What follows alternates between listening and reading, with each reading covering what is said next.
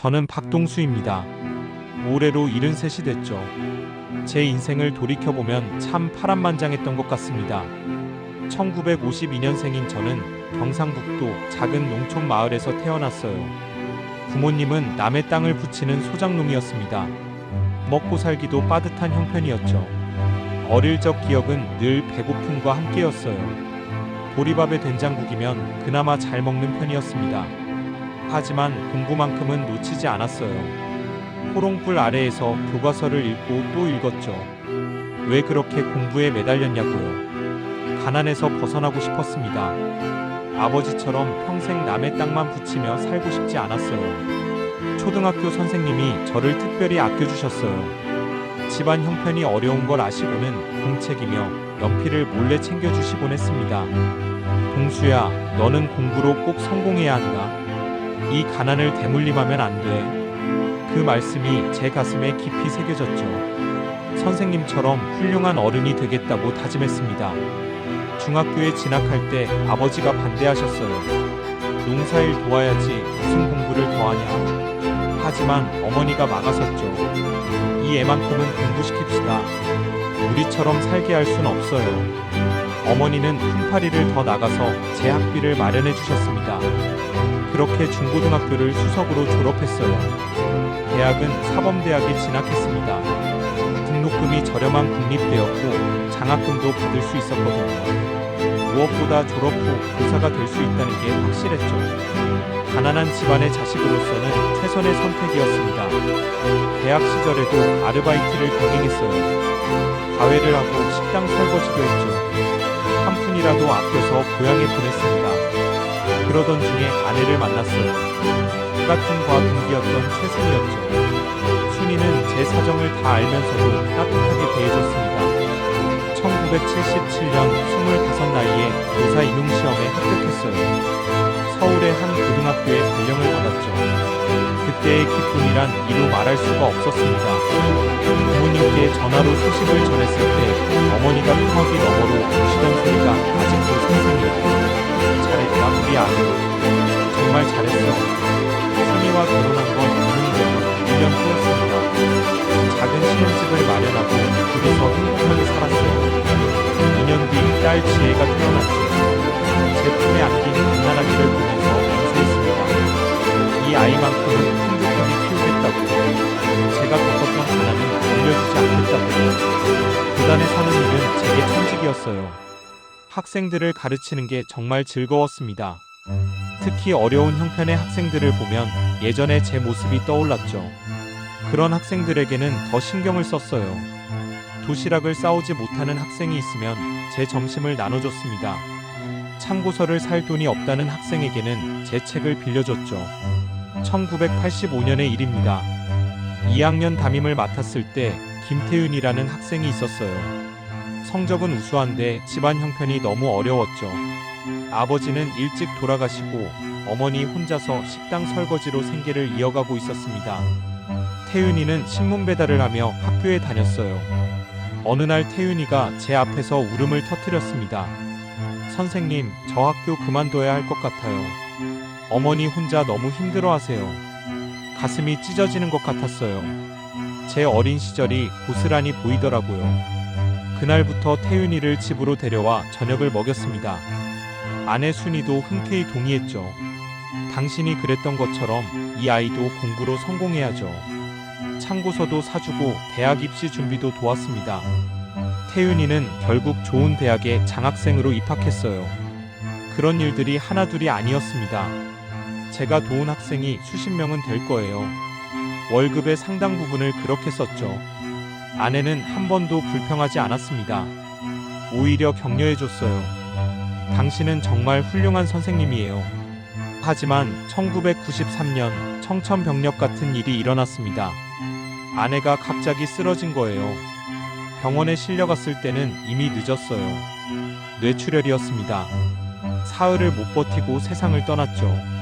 그때 딸 지혜는 고등학교 1학년이었어요. 세상이 무너지는 것 같았습니다. 아내 없이 어떻게 살아가나 싶었죠. 하지만 딸을 봤어요. 충격에 멍하니 있는 지혜를 보자니 더 무너질 수가 없었습니다. 지혜야, 괜찮아. 아빠가 있잖니. 우리 둘이서 잘 살아보자. 그날부터 아빠이자 엄마 역할을 동시에 해야 했어요. 새벽에 일어나 도시락을 싸고 학교에 갔죠. 퇴근 후에는 딸의 저녁을 챙겼습니다. 빨래며 청소며 집안일도 모두 제 몫이었어요. 힘들었지만 견뎌냈습니다. 지혜가 잘 크는 모습을 보는 게 위안이 됐거든요. 교단에서는 더 열심히 일했어요. 학생들을 가르치는 시간만큼은 슬픔을 잊을 수 있었습니다. 제자들이 저를 따랐죠. 선생님은 정말 다르세요. 우리를 진심으로 걱정해 주시잖아요. 그런 말을 들을 때마다 보람을 느꼈습니다. 딸 지혜는 제 기대를 저버리지 않았어요. 공부도 잘했고 착하기까지 했죠. 아빠, 제가 빨리 커서 아빠 도와드릴게요. 엄마 없어도 우리 잘 살 수 있어요. 15살 소녀가 얼마나 의젓하게 말하던지 그럴 때마다 눈물이 났습니다. 1996년 지혜가 대학에 입학했어요. 명문대학 경영학과에 합격했죠. 장학금도 받았습니다. 제 가슴이 얼마나 뿌듯했는지 몰라요. 아빠, 제가 좋은 직장 잡아서 아빠 편하게 해드릴게요. 지혜의 그 약속을 저는 믿어 의심치 않았습니다. 35년간의 교직 생활 동안 정말 많은 일이 있었어요. 담임을 맡은 반이 20번도 넘었죠. 교감까지 승진할 수도 있었는데 관리직은 원치 않았습니다. 끝까지 학생들을 가르치고 싶었거든요. 제자들과 함께하는 게 행복했으니까요. 2012년 60살의 나이로 정년퇴직을 했습니다. 퇴직식 날 강당에 모인 제자들의 모습은 잊을 수가 없어요. 200명도 넘게 왔더라고요. 하완도 가득했고요. 선생님, 정말 감사했습니다. 선생님 같은 분을 다시는 만날 수 없을 것 같아요. 제자들이 모금을 해서 기념패를 만들어줬습니다. 존경하는 박동수 선생님, 35년간 헌신적인 교육으로 수많은 제자를 길러내신 공로를 기립니다. 그 패를 받아들고 저도 모르게 눈물이 쏟아졌어요. 여러분들이 제 인생의 자랑이고 보람입니다. 퇴직금으로 작은 아파트를 장만했어요. 서울 외곽의 구축 아파트였지만 제게는 궁전 같았습니다. 평생을 월세로 살다가 처음 가진 내 집이었거든요. 84제곱미터 정도 되는 크기였죠. 퇴직금 전부를 털어서 3억에 샀습니다. 딸 지혜는 그 무렵 대기업에 다니고 있었어요. 좋은 직장에 다니며 안정적인 삶을 살고 있었죠. 남자친구도 생겼다고 소개해줬습니다. 이준호라는 청년이었어요. 대기업 과장으로 일하고 있다고 했죠. 아빠, 준호 오빠 정말 좋은 사람이에요. 저랑 결혼하고 싶대요. 지혜의 환한 얼굴을 보니 마음이 놓였습니다. 준호를 만나봤는데 예의 바르고 똑 부러져 보이더라고요. 장인어른 지혜를 잘 모시겠습니다. 그 말을 믿었어요. 2013년에 두 사람이 결혼했습니다. 성대한 결혼식은 아니었지만 따뜻한 축복 속에서 치러졌죠. 제 제자들도 많이 왔어요. 신부 아버지로서 답사를 할 때 울컥했습니다. 오늘 제 딸을 보내는 심정은 착잡합니다만 사위를 믿고 맡기겠습니다. 결혼 1년 만에 첫 손녀가 태어났어요. 그리고 2년 뒤 둘째 손녀도 태어났죠. 품에 안긴 갓난아기들을 보는 순간 가슴이 벅차올랐습니다. 아내가 살아있었다면 얼마나 좋아했을까. 하늘에서 지켜보고 있을 거라 믿었어요. 퇴직 후의 생활은 여유로웠습니다. 국민연금과 교원연금이 나와서 생활하는 데는 무리가 없었어요. 한 달에 200만 원 정도 받았죠. 혼자 살기에는 충분했습니다. 가끔 딸네 집에 가서 손녀들을 봐주는 게 유일한 낙이었어요. 손녀들이 커가는 걸 보는 재미가 쏠쏠했습니다. 큰 손녀 민지는 똑 부러지고 영리했어요. 작은 손녀 서연이는 온순하고 착했죠. 할아버지인 저를 너무 잘 따랐습니다. 할아버지, 오늘 유치원에서 이런 일이 있었어요. 아이들의 제잘거림이 얼마나 사랑스러웠는지 몰라요. 평온한 노년이 계속될 줄만 알았습니다. 제가 평생 성실하게 살아왔으니 남은 삶도 평안하리라 믿었죠. 교사로서의 자부심도 있었어요. 많은 제자를 길러냈고 존경받는 스승이었으니까요. 하지만 인생이란 게 언제 어떻게 될지 모르는 법입니다. 평온했던 제 노년이 순식간에 무너질 줄은 꿈에도 몰랐죠. 그 시작은 2018년 어느 날이었습니다.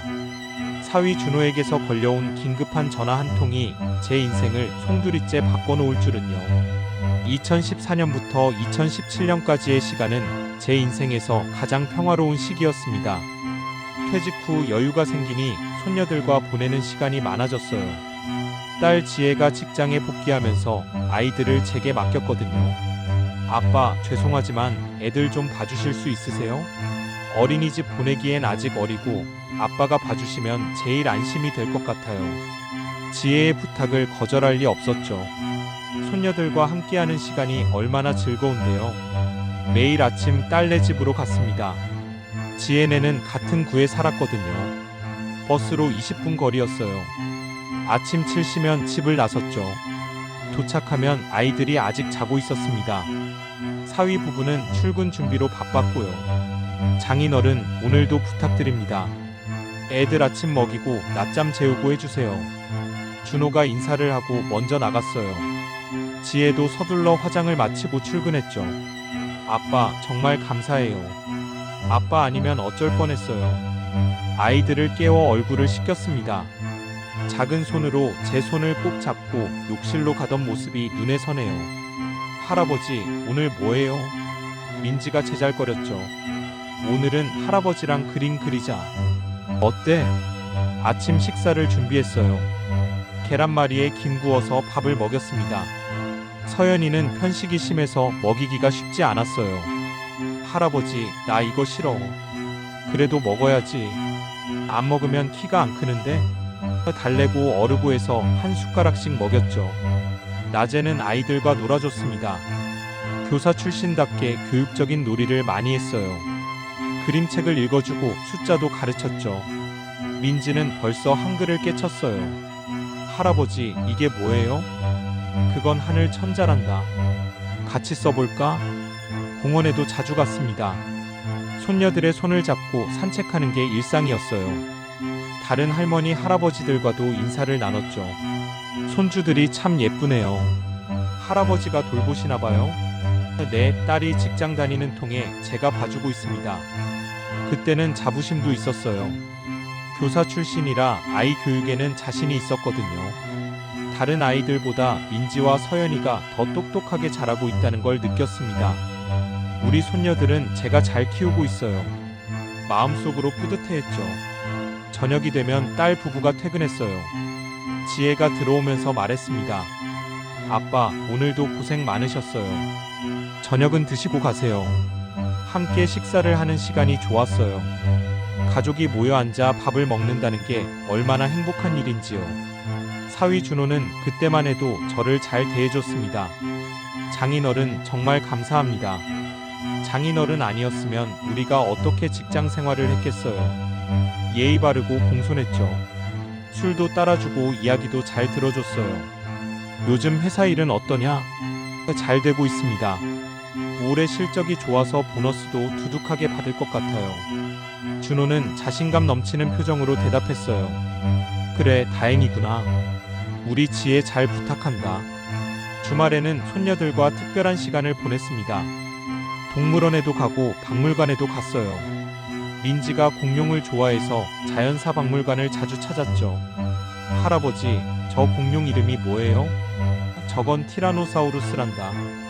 공룡 중에서 제일 무서운 거야. 서연이는 그림 그리기를 좋아했어요.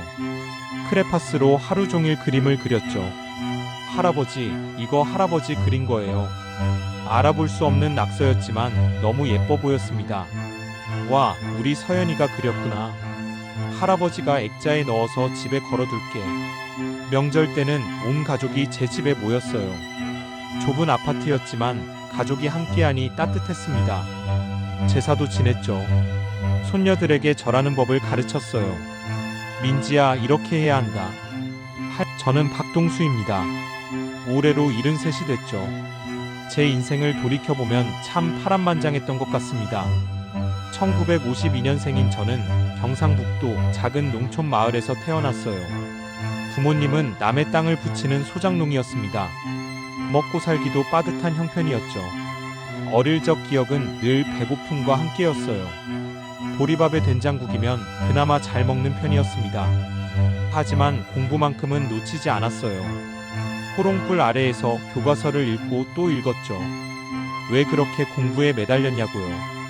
가난에서 벗어나고 싶었습니다. 아버지처럼 평생 남의 땅만 붙이며 살고 싶지 않았어요. 초등학교 선생님이 저를 특별히 아껴주셨어요. 집안 형편이 어려운 걸 아시고는 공책이며 연필을 몰래 챙겨주시곤 했습니다. 동수야, 너는 공부로 꼭 성공해야 한다. 이 가난을 대물림하면 안 돼. 그 말씀이 제 가슴에 깊이 새겨졌죠. 선생님처럼 훌륭한 어른이 되겠다고 다짐했습니다. 중학교에 진학할 때 아버지가 반대하셨어요. 농사일 도와야지 무슨 공부를 더하냐. 하지만 어머니가 막아섰죠. 이 애만큼은 공부시킵시다. 우리처럼 살게 할 순 없어요. 어머니는 품팔이를 더 나가서 제 학비를 마련해 주셨습니다. 그렇게 중고등학교를 수석으로 졸업했어요. 대학은 사범대학에 진학했습니다. 등록금이 저렴한 국립대였고 장학금도 받을 수 있었거든요. 무엇보다 졸업 후 교사가 될 수 있다는 게 확실했죠. 가난한 집안의 자식으로서는 최선의 선택이었습니다. 대학 시절에도 아르바이트를 병행했어요. 과외를 하고 식당 설거지도 했죠. 한 푼이라도 아껴서 고향에 보냈습니다. 그러던 중에 아내를 만났어요. 같은 과 동기였던 최순이었죠.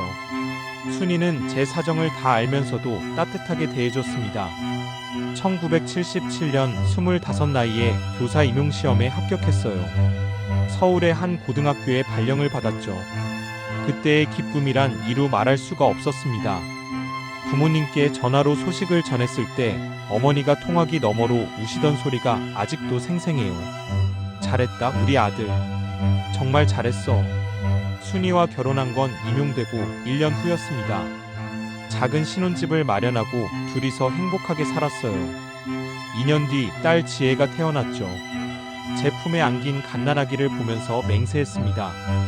이 아이만큼은 풍족하게 키우겠다고. 제가 겪었던 가난은 물려주지 않겠다고요. 교단에 서는 일은 제게 천직이었어요. 학생들을 가르치는 게 정말 즐거웠습니다. 특히 어려운 형편의 학생들을 보면 예전의 제 모습이 떠올랐죠. 그런 학생들에게는 더 신경을 썼어요. 도시락을 싸오지 못하는 학생이 있으면 제 점심을 나눠줬습니다. 참고서를 살 돈이 없다는 학생에게는 제 책을 빌려줬죠. 1985년의 일입니다. 2학년 담임을 맡았을 때 김태윤이라는 학생이 있었어요. 성적은 우수한데 집안 형편이 너무 어려웠죠. 아버지는 일찍 돌아가시고 어머니 혼자서 식당 설거지로 생계를 이어가고 있었습니다. 태윤이는 신문 배달을 하며 학교에 다녔어요. 어느 날 태윤이가 제 앞에서 울음을 터뜨렸습니다. 선생님, 저 학교 그만둬야 할 것 같아요. 어머니 혼자 너무 힘들어하세요. 가슴이 찢어지는 것 같았어요. 제 어린 시절이 고스란히 보이더라고요. 그날부터 태윤이를 집으로 데려와 저녁을 먹였습니다. 아내 순이도 흔쾌히 동의했죠. 당신이 그랬던 것처럼 이 아이도 공부로 성공해야죠. 참고서도 사주고 대학 입시 준비도 도왔습니다. 태윤이는 결국 좋은 대학에 장학생으로 입학했어요. 그런 일들이 하나둘이 아니었습니다. 제가 도운 학생이 수십 명은 될 거예요. 월급의 상당 부분을 그렇게 썼죠. 아내는 한 번도 불평하지 않았습니다. 오히려 격려해줬어요. 당신은 정말 훌륭한 선생님이에요. 하지만 1993년 청천벽력 같은 일이 일어났습니다. 아내가 갑자기 쓰러진 거예요. 병원에 실려갔을 때는 이미 늦었어요. 뇌출혈이었습니다.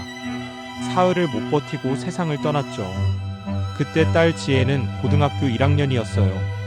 세상이 무너지는 것 같았습니다. 아내 없이 어떻게 살아가나 싶었죠. 하지만 딸을 봤어요. 충격에 멍하니 있는 지혜를 보자니 더 무너질 수가 없었습니다. 지혜야, 괜찮아.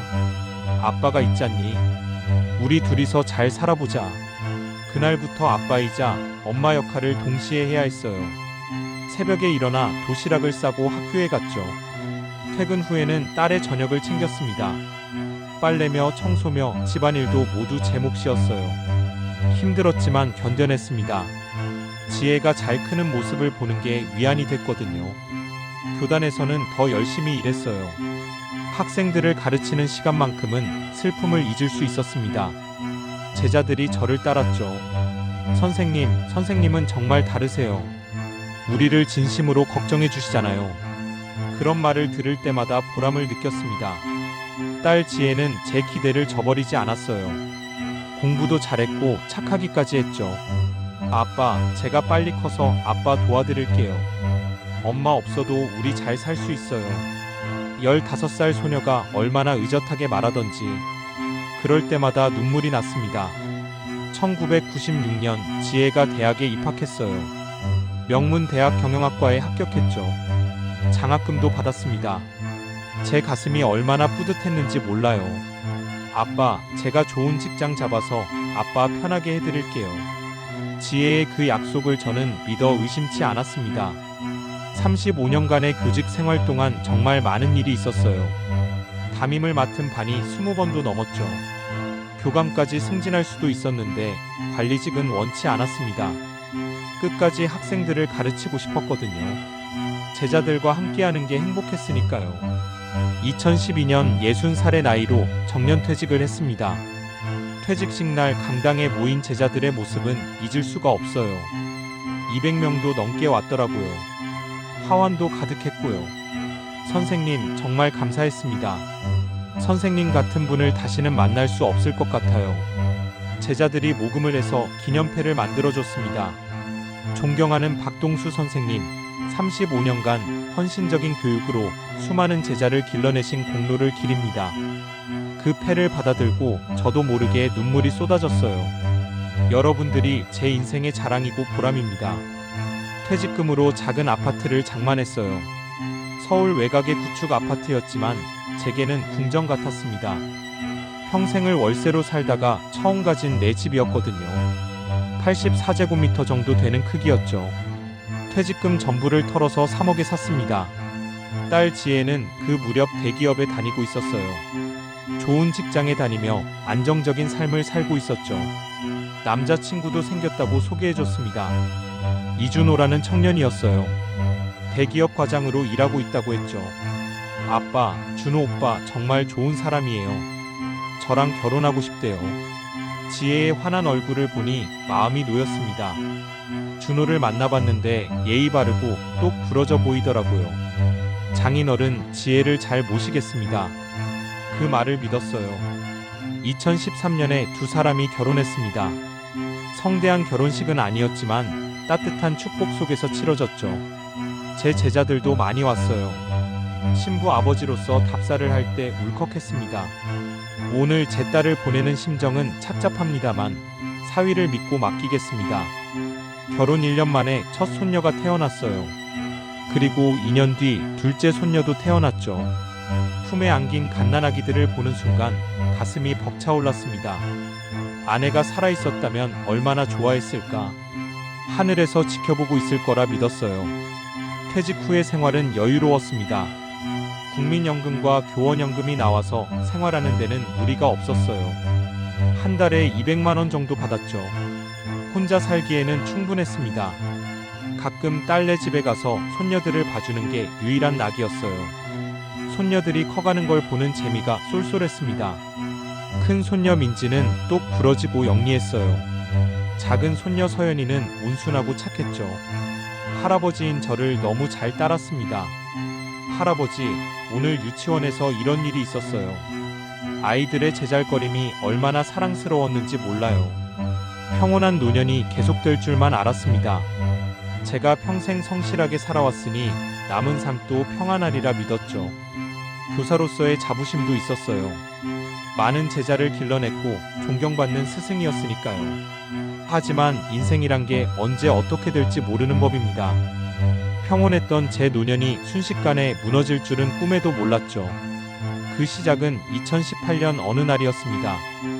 사위 준호에게서 걸려온 긴급한 전화 한 통이 제 인생을 송두리째 바꿔놓을 줄은요. 2014년부터 2017년까지의 시간은 제 인생에서 가장 평화로운 시기였습니다. 퇴직 후 여유가 생기니 손녀들과 보내는 시간이 많아졌어요. 딸 지혜가 직장에 복귀하면서 아이들을 제게 맡겼거든요. 아빠, 죄송하지만 애들 좀 봐주실 수 있으세요? 어린이집 보내기엔 아직 어리고 아빠가 봐주시면 제일 안심이 될 것 같아요. 지혜의 부탁을 거절할 리 없었죠. 손녀들과 함께하는 시간이 얼마나 즐거운데요. 매일 아침 딸네 집으로 갔습니다. 지혜네는 같은 구에 살았거든요. 버스로 20분 거리였어요. 아침 7시면 집을 나섰죠. 도착하면 아이들이 아직 자고 있었습니다. 사위 부부는 출근 준비로 바빴고요. 장인어른, 오늘도 부탁드립니다. 애들 아침 먹이고 낮잠 재우고 해주세요. 준호가 인사를 하고 먼저 나갔어요. 지혜도 서둘러 화장을 마치고 출근했죠. 아빠, 정말 감사해요. 아빠 아니면 어쩔 뻔했어요. 아이들을 깨워 얼굴을 씻겼습니다. 작은 손으로 제 손을 꼭 잡고 욕실로 가던 모습이 눈에 선해요. 할아버지, 오늘 뭐해요? 민지가 제잘거렸죠. 오늘은 할아버지랑 그림 그리자. 어때? 아침 식사를 준비했어요.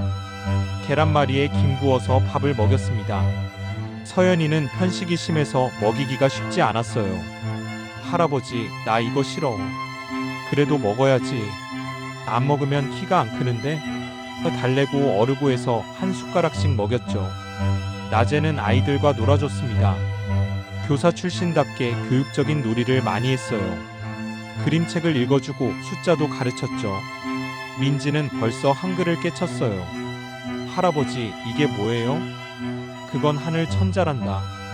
같이 써볼까? 공원에도 자주 갔습니다. 손녀들의 손을 잡고 산책하는 게 일상이었어요. 다른 할머니, 할아버지들과도 인사를 나눴죠. 손주들이 참 예쁘네요. 할아버지가 돌보시나 봐요? 네, 딸이 직장 다니는 통에 제가 봐주고 있습니다. 그때는 자부심도 있었어요. 교사 출신이라 아이 교육에는 자신이 있었거든요. 다른 아이들보다 민지와 서연이가 더 똑똑하게 자라고 있다는 걸 느꼈습니다. 우리 손녀들은 제가 잘 키우고 있어요. 마음속으로 뿌듯해했죠. 저녁이 되면 딸 부부가 퇴근했어요. 지혜가 들어오면서 말했습니다. 아빠, 오늘도 고생 많으셨어요. 저녁은 드시고 가세요. 함께 식사를 하는 시간이 좋았어요. 가족이 모여 앉아 밥을 먹는다는 게 얼마나 행복한 일인지요. 사위 준호는 그때만 해도 저를 잘 대해줬습니다. 장인어른, 정말 감사합니다. 장인어른 아니었으면 우리가 어떻게 직장 생활을 했겠어요. 예의 바르고 공손했죠. 술도 따라주고 이야기도 잘 들어줬어요. 요즘 회사 일은 어떠냐? 잘 되고 있습니다. 올해 실적이 좋아서 보너스도 두둑하게 받을 것 같아요. 준호는 자신감 넘치는 표정으로 대답했어요. 그래, 다행이구나. 우리 지혜 잘 부탁한다. 주말에는 손녀들과 특별한 시간을 보냈습니다. 동물원에도 가고 박물관에도 갔어요. 민지가 공룡을 좋아해서 자연사 박물관을 자주 찾았죠. 할아버지, 저 공룡 이름이 뭐예요? 저건 티라노사우루스란다. 공룡 중에서 제일 무서운 거야. 서연이는 그림 그리기를 좋아했어요. 크레파스로 하루 종일 그림을 그렸죠. 할아버지, 이거 할아버지 그린 거예요. 알아볼 수 없는 낙서였지만 너무 예뻐 보였습니다. 와, 우리 서연이가 그렸구나. 할아버지가 액자에 넣어서 집에 걸어둘게. 명절 때는 온 가족이 제 집에 모였어요. 좁은 아파트였지만 가족이 함께하니 따뜻했습니다. 제사도 지냈죠. 손녀들에게 절하는 법을 가르쳤어요. 민지야, 이렇게 해야 한다. 할머니께 인사드리는 거야. 지혜가 눈물을 글썽였습니다. 아빠, 엄마가 보고 싶어요. 엄마가 살아계셨으면 얼마나 좋아하셨을까요? 저도 울컥했죠. 그래, 너희 엄마가 하늘에서 지켜보고 있을 게다. 우리 손주들 이렇게 예쁘게 자라는 거 보면서 흐뭇해하실 거야. 2016년쯤이었나요? 사위 준호가 재테크에 관심이 많다는 걸 알게 됐습니다. 저녁 식사 자리에서 주식 이야기를 자주 꺼냈어요. 장인어른, 요즘 주식 시장이 괜찮습니다. 제가 투자해서 꽤 수익을 봤어요. 그래, 그런 건 나는 잘 모르겠구나. 평생 월급만 받고 살았으니까. 저는 투자라는 것에 관심이 없었어요. 교사로 살면서 안정적인 월급을 받았고 그걸로 충분히 만족하며 살았거든요. 장인어른도 한번 해보세요. 제가 도와드릴게요. 요즘은 연금만으로는 부족하잖아요. 준호가 권유했지만 거절했습니다. 아니다. 나는 안정적으로 사는 게 좋아. 투자는 젊은 사람들이나 하는 거지. 그런데 준호의 표정이 묘했어요. 뭔가 자신감이 넘쳐 보였습니다. 장인어른 걱정 마세요. 제가 확실한 정보로 투자하고 있거든요. 절대 손해 안 봅니다. 그때는 그 말이 무슨 의미인지 몰랐죠. 몇 달 뒤 준호가 새 차를 뽑았어요. 고급 수입차였습니다. 와, 이게 얼마짜리냐? 7천만 원 정도 했습니다. 투자로 번 돈이 있어서 샀어요. 지혜도 좋아하더라고요. 여보 대단해. 우리 남편 최고야. 저는 조금 불안했습니다. 월급쟁이가 갑자기 고급차를 사다니. 하지만 딸이 행복해하니 뭐라 할 수 없었어요. 그래, 잘 됐구나. 그래도 무리하지는 마라. 투자라는 게 위험할 수도 있으니까. 장인어른 괜찮습니다. 제가 잘 알아서 합니다. 준호는 자신만만했어요. 그 모습을 보면서도 왠지 모를 불안감이 들었죠. 하지만 사위를 믿기로 했습니다. 똑똑한 사람이니 알아서 잘하겠지 싶었어요. 2017년이 되자 준호의 행동이 더 대담해졌습니다. 아파트를 넓은 곳으로 이사한다고 하더라고요. 장인어른, 우리 아이들도 크는데 더 넓은 집으로 옮기려고 합니다. 강남으로 알아보고 있어요. 강남? 거기는 집값이 엄청나지 않느냐? 네, 하지만 투자금이 좀 모였어요. 대출 받으면 충분합니다. 저는 고개를 저었죠. 너무 무리하는 거 아니냐? 빚을 지면서까지 그럴 필요가 있겠니? 하지만 지혜가 말했습니다. 아빠, 괜찮아요. 준호가 잘 계획하고 있어요. 요즘 강남 집값이 계속 오르잖아요. 지금 사두면 나중에 이득이라고 하던데요. 딸마저 그렇게 말하니 더 이상 반대할 수 없었어요. 결국 그해 가을에 강남으로 이사했습니다. 33평짜리 아파트였어요. 전세로 들어갔는데 보증금이 5억이었죠. 이걸 어떻게 마련했니? 제 돈 2억하고 대출 3억 받았습니다. 깜짝 놀랐어요. 3억이나 대출을 받다니. 그렇게 큰 빚을 지면 어떡하니? 이자가 얼마나 나오는데. 괜찮습니다, 장인어른. 제가 벌어서 갚을 수 있어요. 투자 수익도 계속 나오고 있고요. 새 집으로 이사하고 나니 손녀들이 좋아했어요. 방도 넓어지고 놀이방도 생겼죠. 할아버지, 우리 집 진짜 커졌어요. 여기서 술래잡기예요. 아이들의 환한 웃음을 보니 그나마 다행이다 싶었습니다. 하지만 그때부터 사위의 표정이 조금씩 어두워지기 시작했어요. 퇴근 후에 술을 마시는 날이 잦아졌죠. 회사 일이 좀 힘드신가 봐요. 지혜가 걱정스럽게 말했습니다. 스트레스 받나 보다. 요즘 경기가 안 좋다더니. 어느 날 저녁 준호가 심각한 표정으로 앉아 있었어요. 무슨 일 있니? 제가 물었죠.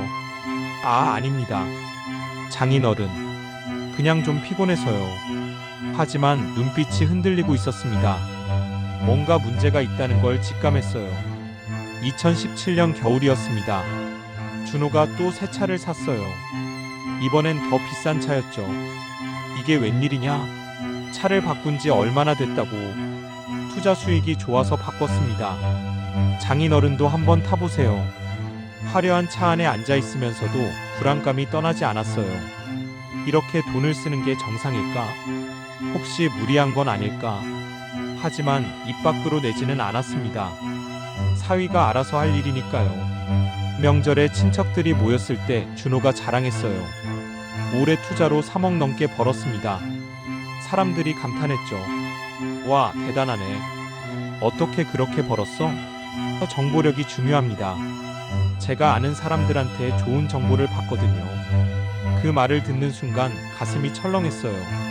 내부 정보로 주식을 한다는 건 불법 아닌가. 하지만 술자리였고 분위기가 좋아서 뭐라 하지 못했습니다. 그냥 마음속으로만 걱정했죠. 크리스마스에 손녀들에게 비싼 선물을 사줬어요. 최신 장난감과 옷들이었습니다. 할아버지, 아빠가 이거 사줬어요. 좋죠? 그래, 좋구나.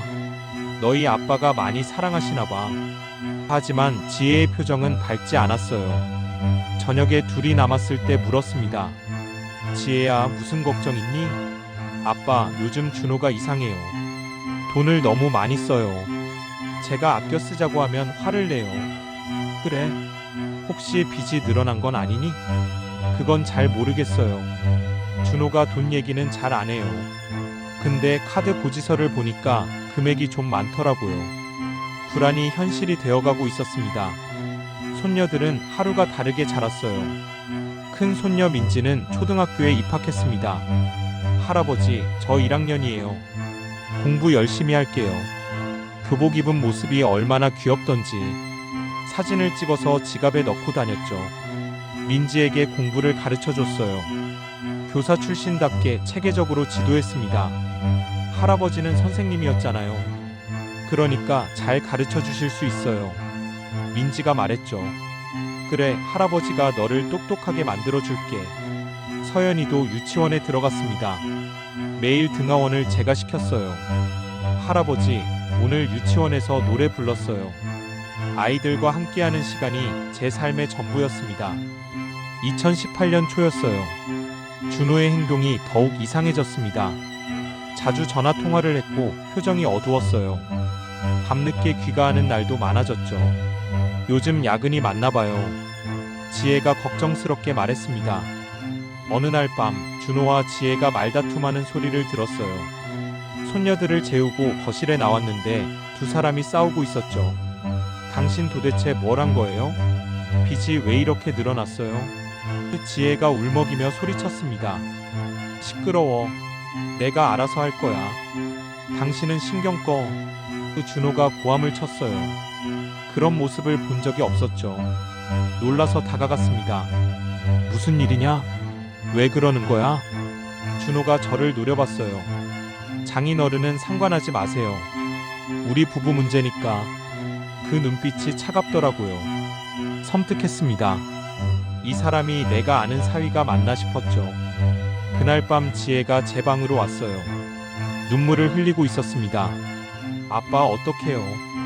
준호가 빚을 10억이나 졌대요. 투자에 실패했다고 해요. 청천벽력 같은 소리였죠. 뭐라고? 10억? 네, 주식 투자하다가 큰 손해를 봤대요. 회사 돈까지 쓴 것 같아요. 아빠, 저 어떡하죠? 딸의 떨리는 목소리를 들으니 가슴이 찢어질 것 같았습니다. 하지만 진정시켜야 했어요.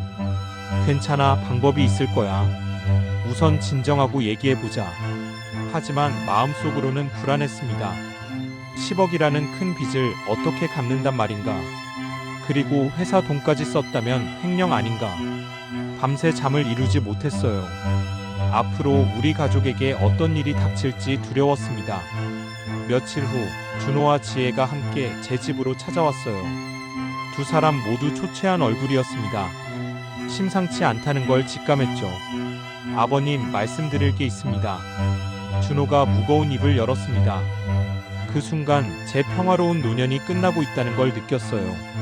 35년 교직 생활의 자부심, 퇴직 후 평온한 일상, 손녀들과의 행복한 시간, 모든 게 무너지기 시작하는 순간이었습니다.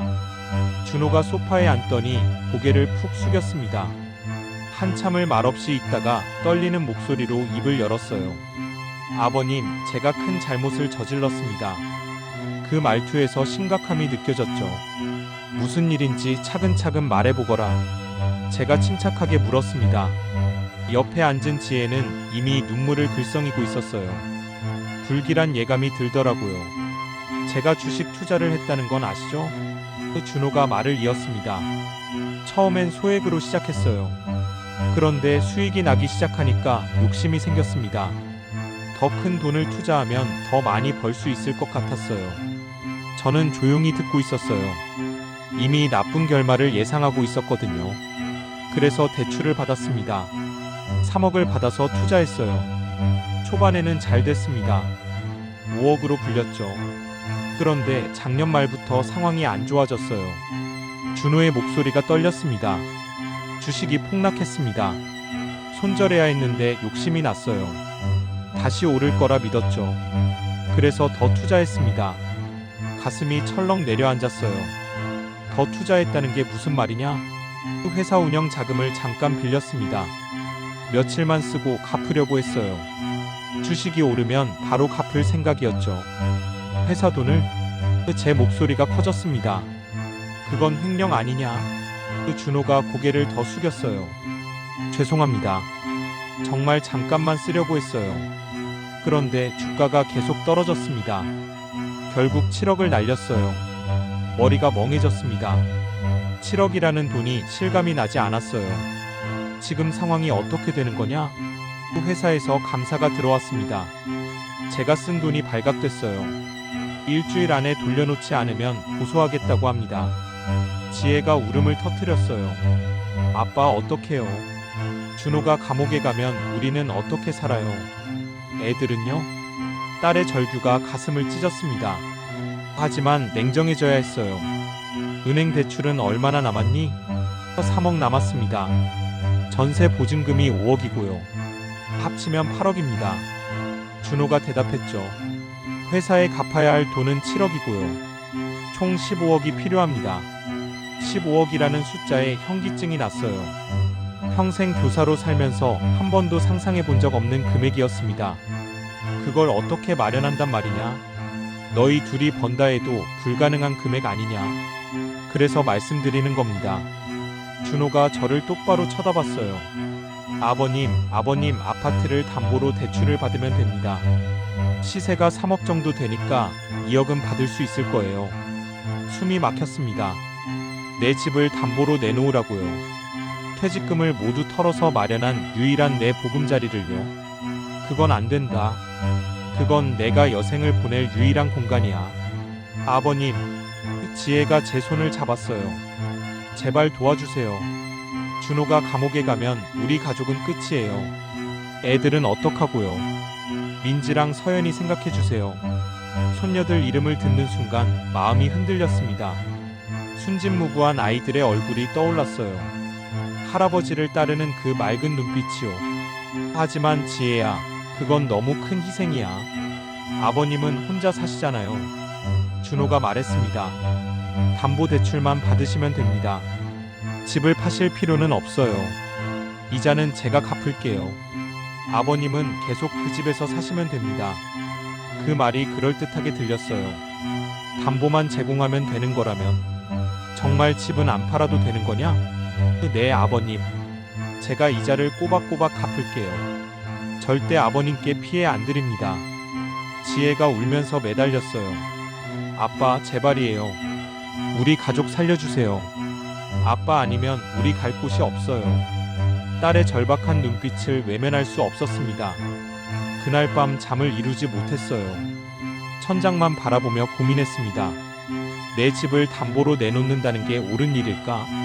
하지만 딸 가족이 무너지는 걸 지켜볼 수만은 없었어요. 다음 날 아침 전화를 걸었습니다. 준호야, 알았다. 내가 도와주마. 아버님, 정말 감사합니다. 은혜 평생 잊지 않겠습니다. 준호의 목소리가 밝아졌어요. 일주일 후 은행에 갔습니다. 대출 서류에 도장을 찍었어요. 2억 원이 나왔죠. 떨리는 손으로 도장을 찍는데 가슴이 답답했습니다. 이게 과연 올바른 선택일까? 돈은 곧바로 준호의 회사로 들어갔어요. 부족한 5억은 준호가 다른 곳에서 빌렸다고 했습니다. 아버님 덕분에 회사 문제는 해결했습니다. 정말 감사합니다. 하지만 마음이 편치 않았어요. 내 집에 빚이 생겼다는 사실이 무겁게 느껴졌죠. 매달 이자가 나간다는 것도 부담이었습니다. 준호가 제때 갚아줄까 하는 걱정도 들었고요. 며칠 뒤 길을 걷다가 누군가와 마주쳤습니다. 선생님, 박동수 선생님 맞으시죠? 낯익은 얼굴이었어요. 혹시 태윤이냐? 네. 선생님, 저 김태윤이에요. 20년 만에 재회였습니다. 제자 김태윤은 훤칠한 중년 남성이 되어 있었어요. 선생님, 그동안 어떻게 지내셨어요? 나는 잘 지내고 있지. 퇴직하고 손주들 보면서 살아. 선생님 덕분에 제가 여기까지 왔습니다. 태윤이가 명함을 건넸어요. 무역회사 대표라고 적혀 있었죠. 와, 태윤이가 이렇게 크게 됐구나. 선생님이 저를 포기하지 않으셨잖아요. 그때 선생님 도움이 없었다면 저는 고등학교도 못 졸업했을 겁니다. 태윤이의 눈이 촉촉해졌어요. 지금 이렇게 회사도 운영하고 잘 살 수 있는 건 다 선생님 덕분입니다. 가슴이 뭉클했습니다. 내가 도운 학생이 이렇게 성공했다니. 태윤아, 그건 내 노력이야. 나는 작은 도움을 준 것뿐이야. 아닙니다, 선생님. 선생님은 제 은인이세요. 선생님, 연락처 좀 주세요. 제가 자주 찾아뵙고 싶어요. 전화번호를 주고받았습니다. 그래, 가끔 연락하자. 헤어지면서 태윤이가 말했어요. 선생님, 혹시 불편하신 일 있으면 언제든 연락하세요. 제가 돕겠습니다. 고맙다, 태윤아. 하지만 나는 괜찮아. 사실 지금 처한 상황을 말하고 싶었어요. 하지만 자존심이 허락하지 않았죠. 제자에게 신세를 지고 싶지 않았습니다. 집으로 돌아와 생각에 잠겼어요. 내가 도운 제자는 성공해서 보답하려 하는데 내 사위는 나를 이용만 하는구나. 씁쓸했습니다. 하지만 가족이니까 어쩔 수 없다고 스스로를 위로했죠. 한 달이 지났습니다. 준호에게 전화를 걸었어요. 준호야, 이자는 잘 내고 있니? 네, 아버님. 걱정 마세요. 제가 잘 처리하고 있습니다. 다행이라고 생각했어요. 하지만 석 달쯤 지나자 은행에서 연락이 왔습니다. 고객님, 이자가 연체되었습니다. 빨리 납부해 주세요. 가슴이 철렁했어요. 준호에게 전화를 걸었죠. 준호야, 은행에서 연락 왔다. 이자를 안 냈다는데? 아, 죄송합니다, 아버님. 깜빡했어요. 바로 넣겠습니다. 그 뒤로도 몇 번이나 같은 일이 반복됐어요. 불안감이 커졌습니다. 이자도 제때 못 내는데 원금은 어떻게 갚는단 말인가? 준호에게 다그쳤죠. 도대체 무슨 일이냐? 이자는 꼬박꼬박 낸다며? 죄송합니다, 아버님. 요즘 회사 사정이 안 좋아서요. 준호의 목소리에 힘이 없었어요. 다시는 안 그러겠습니다. 하지만 믿음이 가지 않았습니다. 손녀들을 보러 딸네 집에 갔어요. 분위기가 무거웠습니다. 지혜의 얼굴에 웃음이 사라져 있었죠.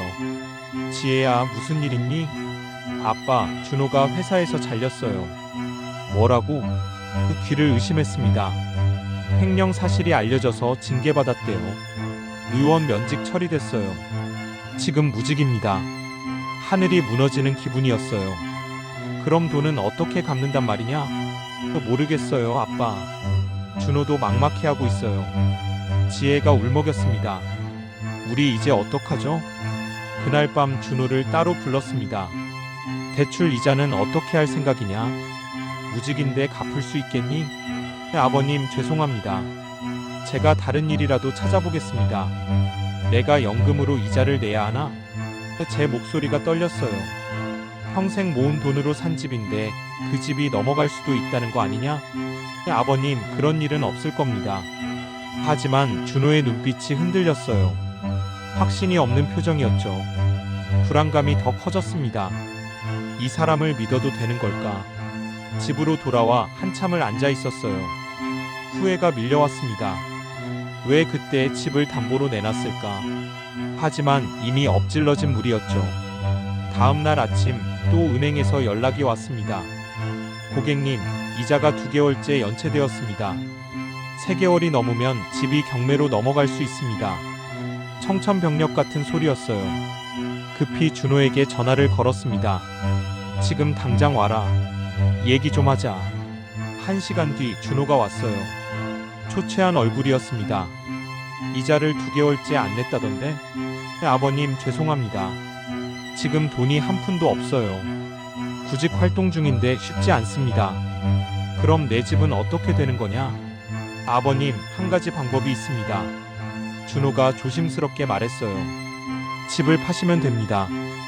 3억에 팔면 대출 2억 갚고 1억이 남잖아요. 그걸로 우리 집 전세금 일부를 갚을 수 있어요. 귀를 의심했습니다. 뭐라고? 내 집을 팔라고? 아버님, 다른 방법이 없어요. 지금 상황이 너무 안 좋습니다. 전세금도 못 갚으면 우리도 쫓겨나요. 그럼 나는 어디서 살란 말이냐? 또 목소리가 커졌어요. 아버님은 우리 집에 오시면 됩니다. 방 하나 드릴게요. 가족끼리 함께 사는 게 당연하잖아요. 가슴이 답답했습니다. 내 집을 팔고 딸네 집에 얹혀 살라고요. 이게 무슨 말입니까? 잠깐 생각 좀 해보자. 다른 방법은 정말 없는 거냐? 아버님, 시간이 없어요. 한 달 안에 결정하셔야 합니다. 안 그러면 경매로 넘어가요. 그럼 3억도 못 받습니다. 준호가 다그쳤어요. 밤새 고민했습니다. 정말 집을 팔아야 하나. 하지만 대안이 없었어요. 이자를 계속 낼 형편도 안 되고 경매로 넘어가면 더 큰 손해죠. 일주일 뒤 부동산에 갔습니다. 집을 팔려고 합니다. 복덕방 주인이 시세를 알아봤어요. 요즘 이 동네가 좀 안 좋아서요. 2억 8천 정도에 팔릴 것 같습니다. 2억 8천이라니. 제가 3억을 주고 산 집인데. 하지만 어쩔 수 없었어요. 알겠습니다. 진행해 주세요. 떨리는 손으로 서류에 사인했습니다. 한 달 뒤 집이 팔렸어요. 대출 2억을 갚고 나니 8천만 원이 남았습니다. 그 돈을 준호에게 줬죠. 이걸로 전세금을 갚거라. 그리고 나머지는 생활비로 써. 감사합니다, 아버님. 아버님 은혜 평생 잊지 않겠습니다. 준호가 돈을 받아들었어요. 하지만 그 눈빛에서 진심이 느껴지지 않았습니다. 집을 비우는 날이었어요. 35년 교직 생활의 보람으로 마련한 유일한 내 보금자리. 이제 떠나야 합니다. 짐을 정리하면서 눈물이 났어요. 벽에 걸린 액자들을 내렸습니다. 제자들이 준 감사패, 아내와의 결혼사진, 지혜의 어린 시절 사진들. 하나하나가 추억이었죠. 이 모든 걸 놓고 떠나야 한다니. 마지막으로 집안을 둘러봤어요. 거실, 안방, 작은 방. 여기서 보낸 6년이 주마등처럼 스쳐 지나갔습니다. 잘 있거라, 내 집아. 중얼거리며 문을 닫았어요. 딸네 집으로 짐을 옮겼습니다. 준호가 작은 방 하나를 비워뒀더라고요. 아버님, 여기서 편히 지내세요. 하지만 전혀 편하지 않았습니다. 남의 집에 얹혀 사는 신세가 된 거니까요. 그날 밤 방에 혼자 앉아 있었어요. 텅 빈 마음에 눈물만 흘렀습니다. 내가 뭘 잘못했길래 이런 처지가 됐을까? 착하게 살고 남을 도우며 살았는데. 손녀 민지가 방문을 두드렸어요. 할아버지, 괜찮으세요? 그래, 민지야. 괜찮단다. 할아버지, 우리 집에서 사시니까 좋아요. 매일 볼 수 있잖아요. 아이의 순수한 위로에 조금 마음이 풀렸습니다. 그래, 손녀들이라도 가까이서 볼 수 있으니 다행이야. 스스로를 달랬어요. 하지만 불안감은 쉽게 가시지 않았습니다. 딸네 집에서의 생활이 시작됐습니다. 처음에는 괜찮을 거라 생각했어요. 가족끼리 함께 사는 게 뭐 그리 어렵겠냐 싶었죠. 하지만 현실은 달랐습니다. 작은 방 하나가 제 공간이었어요. 6평 남짓한 크기였죠. 침대 하나 놓으면 꽉 찼습니다. 옷장도 제대로 놓을 수 없었어요. 평생 모은 책들은 대부분 버려야 했죠. 아버님, 집이 좁아서 짐을 많이 못 들이세요. 꼭 필요한 것만 가져오세요. 준호의 말에 따라 대부분을 정리했습니다. 35년 교직 생활의 기록들, 아내와의 추억이 담긴 물건들 모두 버려야 했어요. 그래도 가족과 함께니까 괜찮다고 생각했습니다. 아침에 일어나면 제일 먼저 부엌으로 갔어요. 식사 준비를 하려고요. 제가 아침은 준비하겠습니다. 지혜에게 말했죠. 아빠가 해주시면 제가 편하죠. 감사해요. 딸이 웃으며 말했습니다. 아침마다 일찍 일어나 밥을 지었어요. 국도 끓이고 반찬도 준비했죠. 손녀들 도시락도 쌌습니다. 준호는 아직 일자리를 구하지 못한 상태였어요. 늦게까지 자다가 일어나곤 했습니다. 장인어른, 밥 맛있네요. 처음엔 그렇게 인사라도 했어요. 낮에는 손녀들 학교 보내고 집안일을 했습니다. 청소하고 빨래하고 설거지했죠.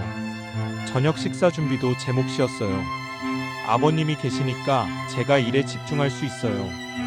지혜가 고마워했습니다. 한 달쯤 지났을까요? 준호의 태도가 조금씩 달라지기 시작했어요. 장인어른, 오늘 국이 좀 짜네요.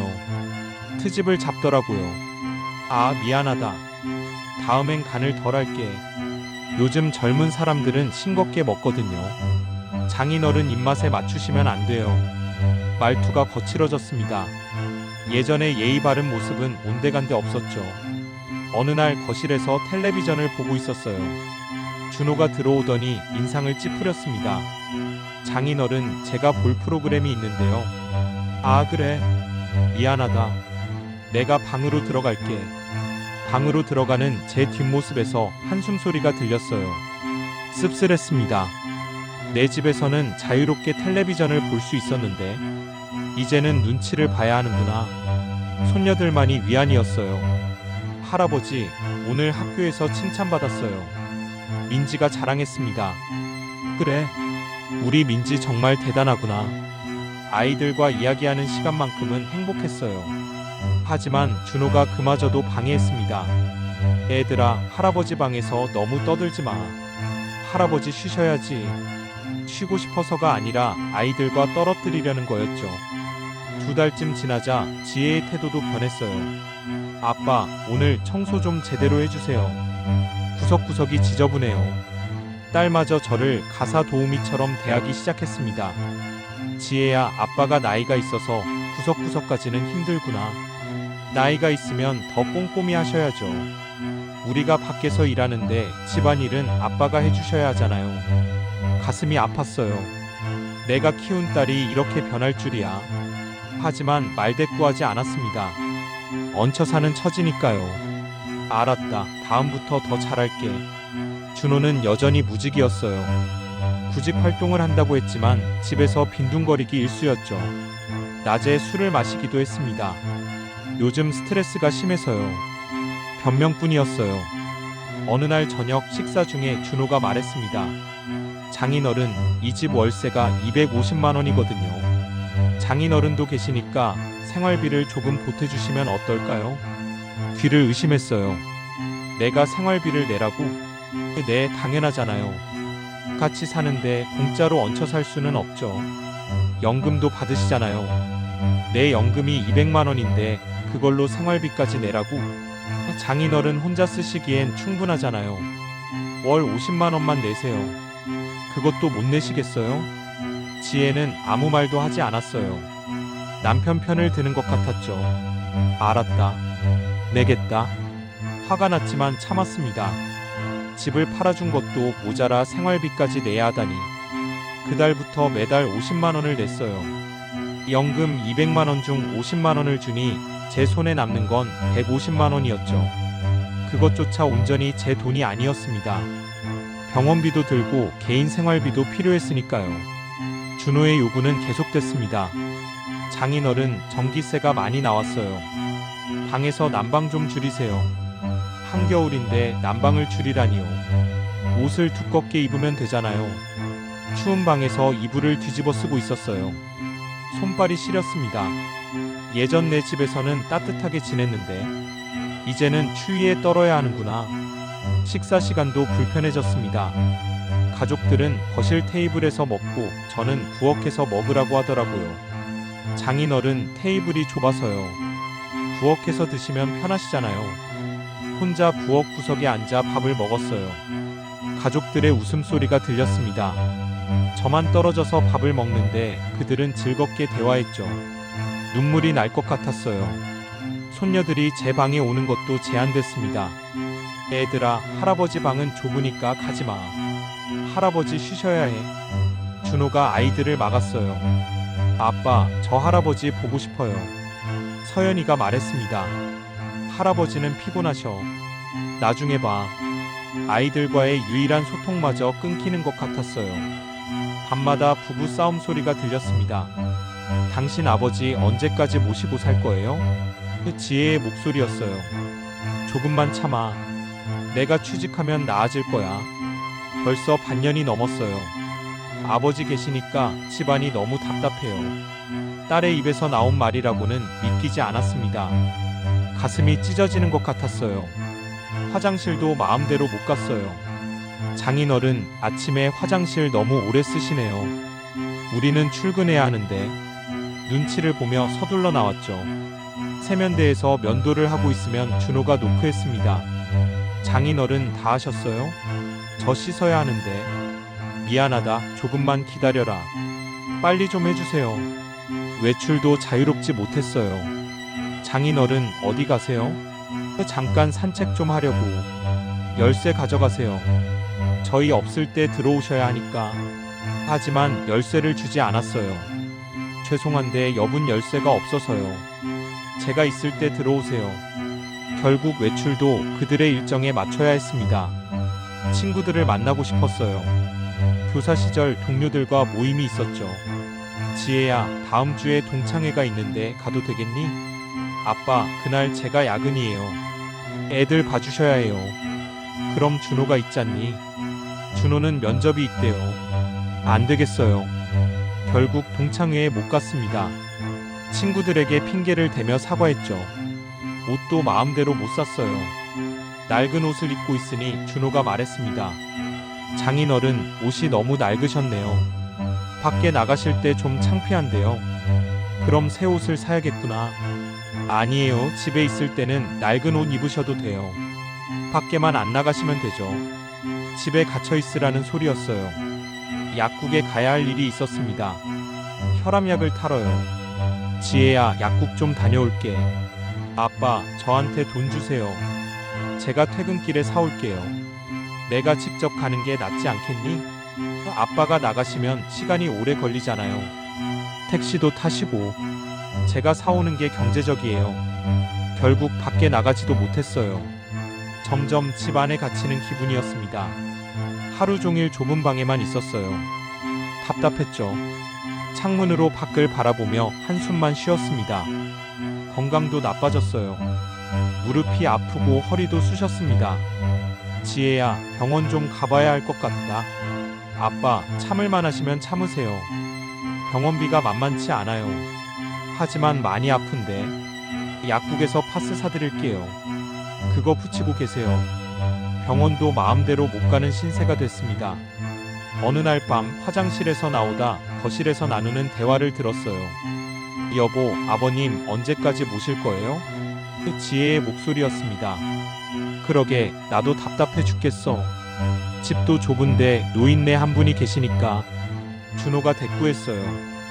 요양원 알아볼까요? 그게 나을 것 같아. 전문적으로 케어받으시는 게 좋잖아. 심장이 멎는 줄 알았어요. 요양원이라니. 나를 요양원에 보내려고 한다고요. 발소리를 죽이고 방으로 돌아왔습니다. 이불을 뒤집어 쓰고 울었어요. 내가 뭘 잘못했길래. 집까지 팔아서 도와줬는데. 매달 생활비도 내고 집안일도 도맡아 하는데. 그런데도 나를 쫓아내려 한다고요. 아내가 보고 싶었습니다. 당신이 살아있었다면 이런 일은 없었을 텐데. 천장을 바라보며 눈물만 흘렸어요. 어디 하소연할 곳도 없었습니다.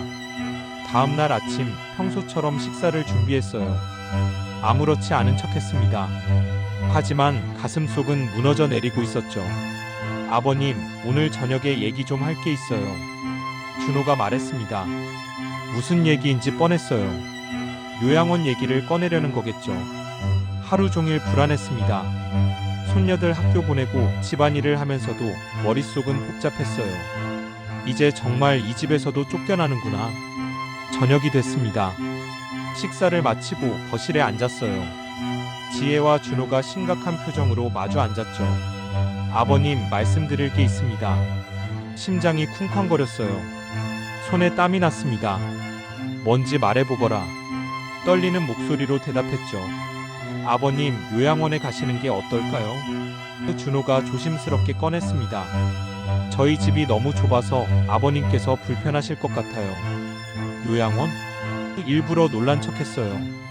이미 알고 있었지만요. 거기는 아픈 사람들이 가는 곳 아니냐? 아니에요, 아버님. 지혜가 말했습니다. 요즘 요양원은 좋아요. 전문 케어도 받으시고 또래 어르신들도 많으시고요. 여기서 답답하게 계시는 것보다 나으실 거예요. 하지만 나는 건강한데. 아버님, 연세도 있으시잖아요. 전문적인 관리가 필요하세요. 준호가 거들었어요. 비용은 얼마나 드는데?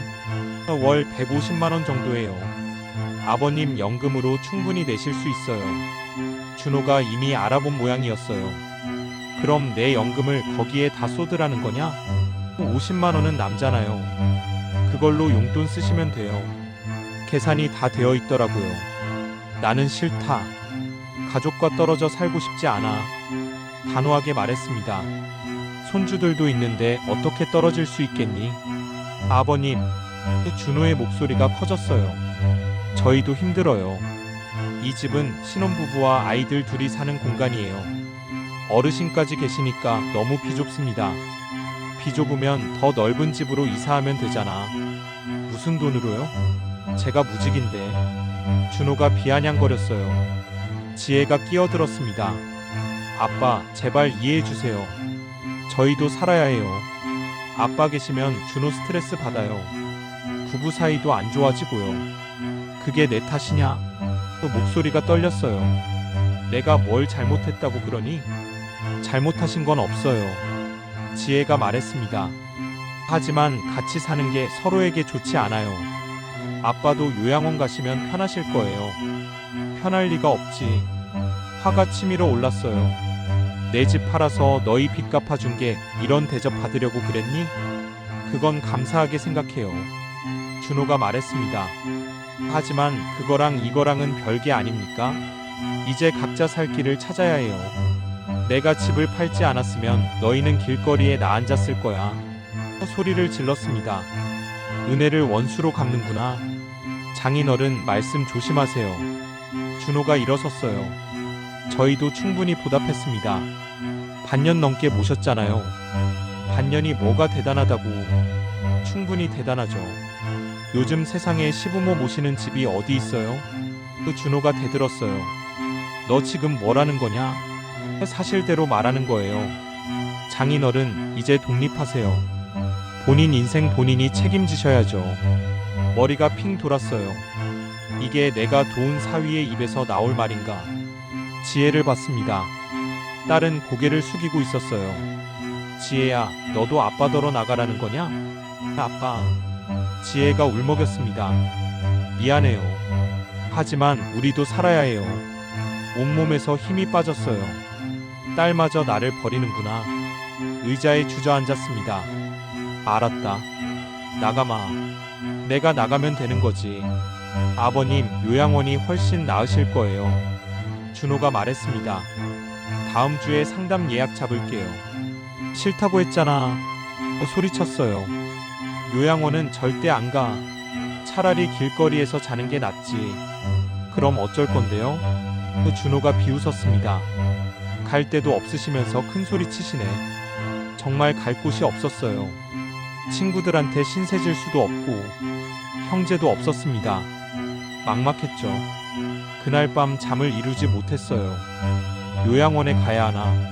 아니면 다른 방법이 있을까? 머릿속이 복잡했습니다. 새벽녘에 결심했어요. 나가야겠다. 이 집에서는 더 이상 못 견디겠다. 하지만 요양원은 싫어. 내 힘으로 살 방법을 찾아야 해. 아침이 밝았습니다. 평소처럼 식사를 준비했어요.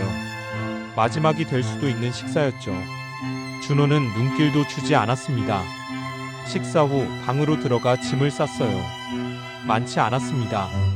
옷가지 몇 벌과 작은 가방 하나. 그게 전부였죠.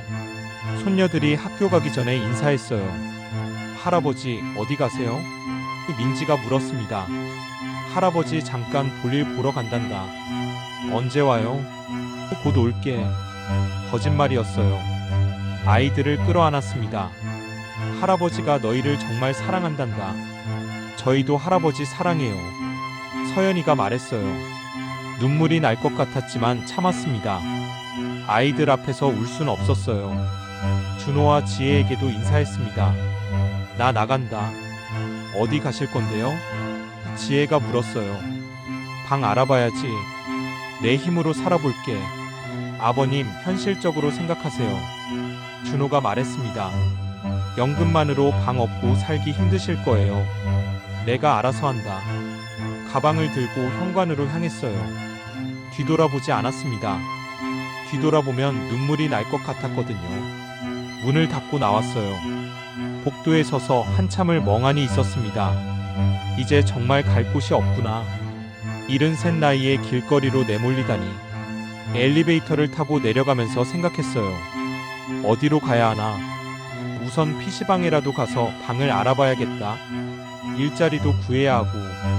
건물을 나서는데 차가운 바람이 얼굴을 스쳤습니다. 4월인데도 쌀쌀했어요. 가방을 꼭 쥐고 걸음을 옮겼죠. 앞길이 막막했지만 걸어야 했습니다. 제 발로 살아갈 길을 찾아야 했으니까요. 카페에 들어갔습니다. 우선 정신을 차려야 했어요. 커피 한 잔을 시키고 앉았죠. 손이 떨렸습니다. 앞으로 어떻게 살아야 하나? 스마트폰을 꺼내 부동산 앱을 열었어요. 월세방을 검색했습니다. 보증금 500만 원에 월세 40만 원. 보증금 1000만 원에 월세 30만 원. 턱없이 비쌌어요. 제 통장을 확인했습니다. 잔고가 380만 원이었어요. 그동안 아껴 쓴 돈이었죠. 이걸로 보증금을 내기엔 턱없이 부족했습니다. 연금은 200만 원인데 월세 40만 원을 내면 160만 원이 남아요. 생활비, 병원비, 통신비까지 내면 빠듯했죠. 막막했습니다. 한참을 고민하다 생각이 났어요. 고시원이라는 게 있지 않나? 보증금 없이 월세만 내는 곳 말이죠. 검색해봤습니다. 월 45만 원부터 있더라고요. 근처 고시원을 찾아갔어요. 좁은 계단을 올라가니 복도가 나왔습니다. 곰팡이 냄새가 났어요. 관리인을 만났죠. 방 보러 왔는데요. 어떤 방 원하세요? 제일 싼 방이요. 월 45만 원짜리 있어요. 보시겠어요? 네, 봐야죠. 안내받은 방은 3평도 안 됐어요. 작은 침대 하나와 책상 하나가 전부였습니다. 창문도 작았죠. 화장실은 공동이었어요. 여기서 사람이 살 수 있습니까? 중얼거렸습니다. 어르신, 이게 45만 원짜리예요. 싫으시면 더 비싼 방 보시든가요. 선택의 여지가 없었어요. 이걸로 할게요. 보증금은 없고요. 월세 2개월 선납하셔야 해요. 90만 원을 내야 한다는 거였죠. 통장에서 돈을 찾아냈습니다. 계약서에 사인하고 열쇠를 받았어요. 방으로 들어가 문을 닫았습니다. 침대에 주저앉았죠. 이게 내가 살 곳이구나. 창문으로 밖을 내다봤어요. 좁은 골목이 보였습니다. 예전 내 아파트에선 공원이 보였는데 눈물이 났어요. 어쩌다 이 지경까지 왔을까? 한참을 울다가 정신을 차렸습니다. 물어봤자 달라지는 건 없어요. 이제 일자리를 구해야 했죠. 당장 생활비를 벌어야 했으니까요. 스마트폰으로 구인구직 앱을 열었어요. 이른이 넘은 나이에 할 수 있는 일이 뭘까? 경비? 청소? 검색해봤습니다. 학교 청소원 모집 공고가 눈에 띄었어요. 초등학교였습니다. 월급 180만 원, 주 5일 근무. 나쁘지 않았어요. 전화를 걸었습니다. 네, 여기 청소원 구한다고 했는데요. 네, 맞습니다. 연세가 어떻게 되세요? 73입니다. 아, 그 정도면 괜찮으세요. 내일 면접 보러 오시겠어요? 다음날 학교로 갔습니다. 교문을 들어서는데 가슴이 먹먹했어요. 35년간 교사로 일했던 곳과 비슷한 풍경이었거든요. 이제는 청소원으로 돌아오다니. 교무실로 들어갔습니다. 행정실장이 맞아줬어요. 안녕하세요. 청소원 지원하신 분이시죠? 네, 그렇습니다. 이력서 주세요. 간단히 작성한 이력서를 건넸습니다. 교사 경력은 빼고 썼어요. 자존심이 상할 것 같았거든요. 건강은 괜찮으세요? 청소일이 생각보다 힘들거든요. 네, 괜찮습니다. 성실히 일하겠습니다. 그럼 다음 주 월요일부터 나오세요. 합격했습니다. 기쁘기보다는 씁쓸했어요. 교사에서 청소원이 되다니. 하지만 어쩔 수 없었죠. 살아야 했으니까요. 월요일 아침 6시에 출근했습니다. 청소 도구함이 있는 창고로 갔어요. 빗자루, 걸레, 쓰레받기를 들고 복도로 나왔습니다. 선배 청소원이 일을 가르쳐줬어요. 여기서 저기까지가 선생님 구역이에요. 복도 닦고 화장실 청소하고 교실 쓰레기 비우시면 돼요. 알겠습니다. 허리를 숙이고 걸레질을 시작했습니다. 무릎이 시큰거렸어요. 오랜만에 하는 육체 노동이라 몸이 힘들었죠. 복도를 닦는데 학생들이 지나갔어요. 안녕하세요. 밝게 인사하는 아이들을 보니 민지와 서연이가 생각났습니다. 손녀들은 잘 지내고 있을까? 화장실 청소가 제일 힘들었어요. 변기를 닦고 바닥을 쓸고 거울을 닦았습니다. 허리를 계속 굽히고 있으니 등이 끊어질 것 같았어요. 점심시간이 됐습니다. 급식실로 갔어요. 청소원들은 따로 먹는 공간이 있었죠. 교사들과는 떨어진 구석이었습니다. 배식을 받아 앉았어요. 옆자리에 다른 청소원이 앉았습니다. 첫 출근이세요? 네, 그렇습니다. 힘들죠? 익숙해지면 괜찮아질 거예요. 밥을 먹는데 교사들의 웃음소리가 들렸어요. 그들은 즐겁게 대화하고 있었죠. 나도 저기 있었는데 이제는 구석에서 혼자 밥을 먹고 있구나. 오후에는 교실 쓰레기를 비웠습니다. 각 교실마다 돌면서 쓰레기통을 비우고 바닥을 쓸었어요. 학생들이 있으면 눈치를 보며 일했죠. 3층 교실을 청소하는데 한 학생이 말을 걸었습니다. 할아버지 감사해요. 깨끗하게 해주셔서. 응, 그래. 너희가 공부 열심히 하는 게 더 중요하단다. 할아버지도 옛날에 선생님이셨어요? 아이의 순진한 질문에 가슴이 철렁했어요. 아니야, 할아버지는 청소하는 사람이란다. 하교 시간이 되자 학생들이 우르르 나갔어요. 교문 앞에서 부모들이 아이들을 기다리고 있었죠. 할아버지, 할머니들도 있었습니다. 그들을 보니 부러웠어요. 나도 손녀들을 데리러 올 수 있는데. 하지만 이제는 불가능한 일이죠. 쓸쓸히 청소 도구를 정리했습니다. 퇴근길에 고시원으로 돌아갔어요. 온몸이 쑤셨습니다. 침대에 누웠죠. 천장을 바라보며 생각했어요. 이게 내 삶이구나. 저녁은 편의점 도시락으로 때웠습니다. 고시원에는 조리시설이 없었거든요. 전자레인지에 데워 먹었어요. 맛없었지만 배를 채워야 했죠. 밤에 딸에게서 문자가 왔어요. 아빠 어디 계세요? 연락 주세요. 답장하지 않았습니다. 딸이 걱정해서 문자한 게 아니란 걸 알았거든요. 생활비 때문일 거예요. 일주일이 지났습니다. 몸은 점점 익숙해졌지만 마음은 무거웠어요. 매일 같은 일의 반복이었죠. 청소하고 퇴근하고 고시원에서 자고. 급여일이 됐습니다. 통장에 180만 원이 들어왔어요. 고시원 월세 45만 원을 내고 나니 135만 원이 남았습니다. 식비, 통신비, 교통비를 빼면 한 달에 80만 원 정도 남았죠. 이걸로 보증금을 모아야 했어요. 제대로 된 월세방을 얻으려면 최소 500만 원은 있어야 했습니다. 지금 속도로는 6개월은 걸릴 것 같았어요. 어느 날 학교에서 일하는데 교장 선생님이 지나갔습니다. 낯익은 얼굴이었어요.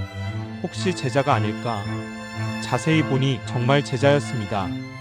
최민수, 20년 전에 가르쳤던 학생이었어요. 그때 공부를 잘해서 교대에 갔다고 들었죠. 이제 교장이 됐구나. 민수가 저를 알아봤는지는 모르겠어요. 스쳐 지나가면서 한번 쳐다보긴 했습니다. 하지만 말을 걸지는 않았죠. 다행이었어요. 제자 앞에서 청소하는 모습을 들키고 싶지 않았거든요. 점심시간에 화장실에서 손을 씻고 있었어요. 거울에 비친 제 모습을 봤습니다. 주름진 얼굴, 굽은 허리, 낡은 청소복. 초라했어요. 이게 내 모습이구나. 쓴웃음이 났습니다. 존경받던 교사에서 이런 신세가 되다니. 거울을 외면하고 나왔어요. 한 달이 지나고 2달이 지났습니다. 계속 돈을 모았어요. 하루에 5,000원씩 아꼈습니다. 점심은 도시락을 싸먹고 저녁은 라면으로 때웠죠. 건강이 나빠지기 시작했어요. 무릎이 계속 아팠습니다. 허리도 자주 삐걱거렸죠.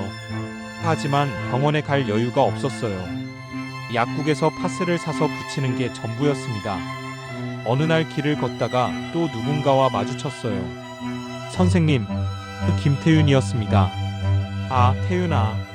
선생님, 그동안 연락이 없으셔서 걱정했어요. 미안하다.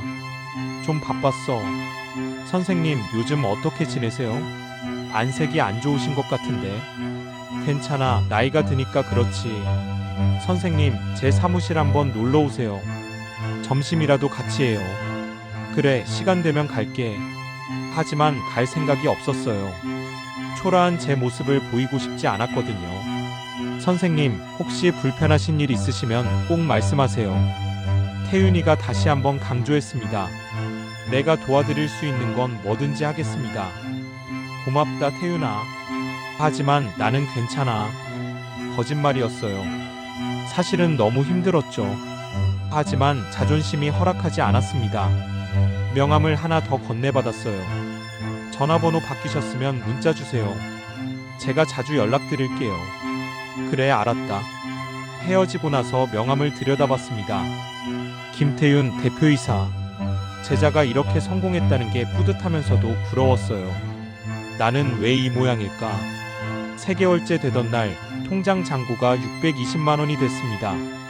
보증금을 낼 수 있는 금액이었어요. 다시 부동산 앱을 열었습니다. 보증금 500만 원에 월세 35만 원짜리 원룸을 찾았어요. 학교에서 가까운 곳이었습니다. 전화를 걸어 방을 보러 갔죠. 생각보다 괜찮았어요. 작은 화장실과 간이 부엌이 딸려 있었습니다. 고시원보다는 훨씬 나았죠. 이걸로 할게요. 계약서에 사인하고 보증금 500만 원을 냈어요. 통장에 120만 원이 남았습니다. 다음 달 월급이 나올 때까지는 이걸로 버텨야 했죠. 짐을 챙겨 새 방으로 이사했습니다. 가진 게 별로 없어서 금방 끝났어요. 방 한가운데 서서 둘러봤습니다. 좁지만 내 공간이었어요. 창문을 열었습니다. 바람이 들어왔어요. 신선했죠. 고시원에서는 창문도 제대로 못 열었는데 이제야 숨통이 트이는 것 같았습니다. 침대도 없어서 바닥에 요를 깔고 잤어요. 불편했지만 참을만 했습니다. 적어도 내 공간이었으니까요.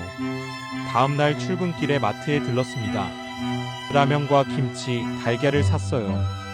부엌이 있으니 직접 요리할 수 있었죠. 식비를 아낄 수 있을 것 같았습니다. 저녁에 라면을 끓여 먹었어요. 달걀도 하나 넣었죠. 고시원에서 먹던 편의점 도시락보다 훨씬 맛있었습니다. 작은 행복이었어요. 하지만 외로웠습니다. 텔레비전도 없고 할 일도 없었어요. 스마트폰으로 뉴스나 보다가 잠들곤 했죠. 손녀들이 보고 싶었어요. 지혜에게 연락할까 생각했지만 참았습니다. 연락하면 또 무시당할 게 뻔했거든요. 그렇게 하루하루를 버텨냈습니다. 새벽에 일어나 학교에 가서 청소하고 저녁에 돌아와 잠들고 단조로운 일상이었죠.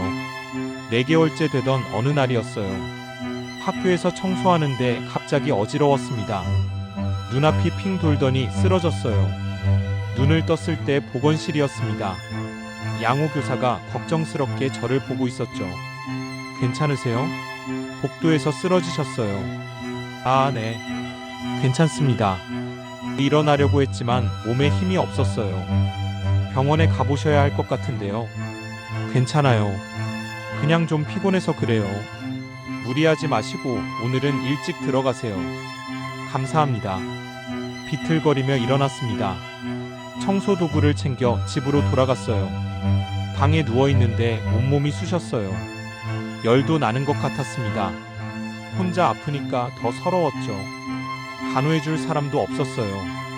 며칠을 아파 누워있었습니다. 학교에 병가를 냈어요. 무급휴가였죠. 그동안 월급이 깎일 텐데 어쩔 수 없었습니다. 회복되고 나서 다시 출근했어요. 몸은 나았지만 마음은 무거웠습니다. 이렇게 아프면 일도 못하고 돈도 못 버는구나. 저축한 돈도 바닥나고 있었어요. 병원에는 가지 않았지만 약은 사 먹어야 했거든요. 식비도 아끼고 있었는데 통장 잔고가 계속 줄었습니다. 불안했어요. 이렇게 살다가 쓰러지면 어떡하지? 아무도 돌봐줄 사람이 없는데 외롭고 막막했습니다. 그런 생각을 하며 하루하루를 보냈어요. 계단을 오르내리며 청소하고 무거운 쓰레기를 나르면서 고단한 삶이 계속됐습니다. 어느 날 학교 복도에서 또 교장 선생님과 마주쳤어요. 최민수가 저를 빤히 쳐다봤습니다. 혹시 박동수 선생님 아니십니까? 심장이 쿵 내려앉았어요. 들켰구나. 아닙니다. 사람 잘못 보신 것 같습니다. 고개를 돌리고 지나쳤죠. 하지만 민수가 제 팔을 잡았어요. 선생님 맞으시죠? 목소리를 듣고 확신했습니다. 더 이상 숨길 수 없었어요. 그래, 나다. 고개를 숙였습니다. 선생님, 어떻게 이런 일을? 민수의 목소리가 떨렸어요. 사정이 있어서 그래. 자세한 얘기는 하고 싶지 않구나. 교장실로 가시죠. 말씀 좀 나눠요. 아니다. 괜찮아. 이래야 해. 선생님, 제발요. 민수가 간곡히 부탁했습니다. 어쩔 수 없이 교장실로 갔어요. 민수가 차를 내왔습니다. 선생님, 무슨 일이 있으셨어요? 교사 출신이신데 어떻게 청소 일을? 사정이 복잡해. 말하기 힘들구나. 제가 도와드릴 수 있는 게 있으면 말씀하세요. 아니다. 나는 괜찮아. 일할 수 있는 것만으로도 감사하지. 선생님. 민수의 눈이 붉어졌어요. 제가 선생님 덕분에 여기까지 왔습니다. 선생님께서 이런 일을 하시다니 가슴이 아픕니다. 민수야, 인생이란 게 원래 그런 거야. 언제 어떻게 될지 모르는 법이지. 그래도 이건 아니잖아요. 됐다. 이제 일하러 가야겠다. 자리에서 일어났어요. 민수가 명함을 건넸습니다. 선생님, 제 번호입니다. 언제든 연락하세요. 제가 도와드리고 싶습니다. 고맙다, 민수야. 하지만 나는 내 힘으로 살아갈게. 교장실을 나왔습니다. 뒤돌아보니 민수가 고개를 숙이고 있었어요. 그날 이후로 민수가 자주 신경 써줬습니다. 무거운 일은 다른 사람에게 맡기라고 했죠.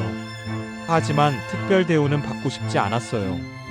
그냥 조용히 일하고 싶었습니다. 그렇게 6개월이 흘렀습니다.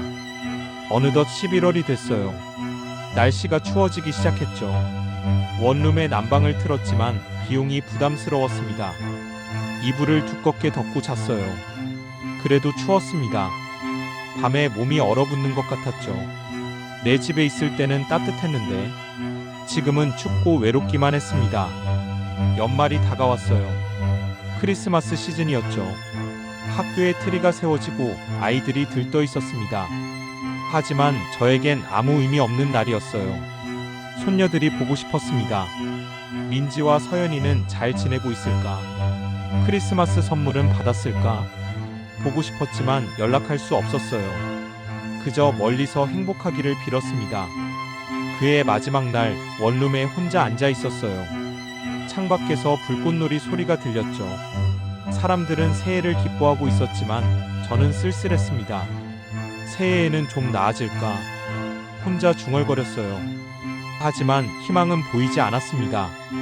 그저 하루하루를 버티는 게 전부였죠. 고단하고 외로운 나날이 계속될 뿐이었습니다. 새해가 밝았지만 제 삶은 조금도 나아지지 않았습니다. 2019년 1월 1일 원룸은 뼈를 깎는 듯한 추위로 가득했죠. 낡은 방의 난방은 제 역할을 못했고 저는 두꺼운 이불 속에서도 몸을 웅크려야 했습니다. 창문 밖은 조용했지만 제 가슴 속은 불안과 외로움으로 가득 차 있었습니다. 새해 첫 출근 날 저는 새벽 5시에 일어났습니다. 차가운 공기에 저절로 기침이 나왔죠. 낡고 얇은 잠바를 껴입고 밖으로 나섰습니다. 원룸을 나서는 순간부터 칼바람이 온몸을 휘감았습니다. 나이가 들고 몸이 쇠약해진 것을 매일 아침 깨달았죠. 학교에 도착해 청소를 시작했어요. 이른 시간이라 복도에는 저 혼자였습니다. 빗자루를 들고 쓸기 시작하는데 온몸이 쑤셨습니다. 특히 무릎과 허리가 심했어요. 낡은 옷을 입고 종일 찬바람을 맞았더니 감기 기운도 있었죠. 며칠 전부터 시작된 마른 기침은 잦아들 기미가 보이지 않았습니다. 병원에 가야 한다는 것을 누구보다 잘 알고 있었습니다. 하지만 병원비가 두려웠어요.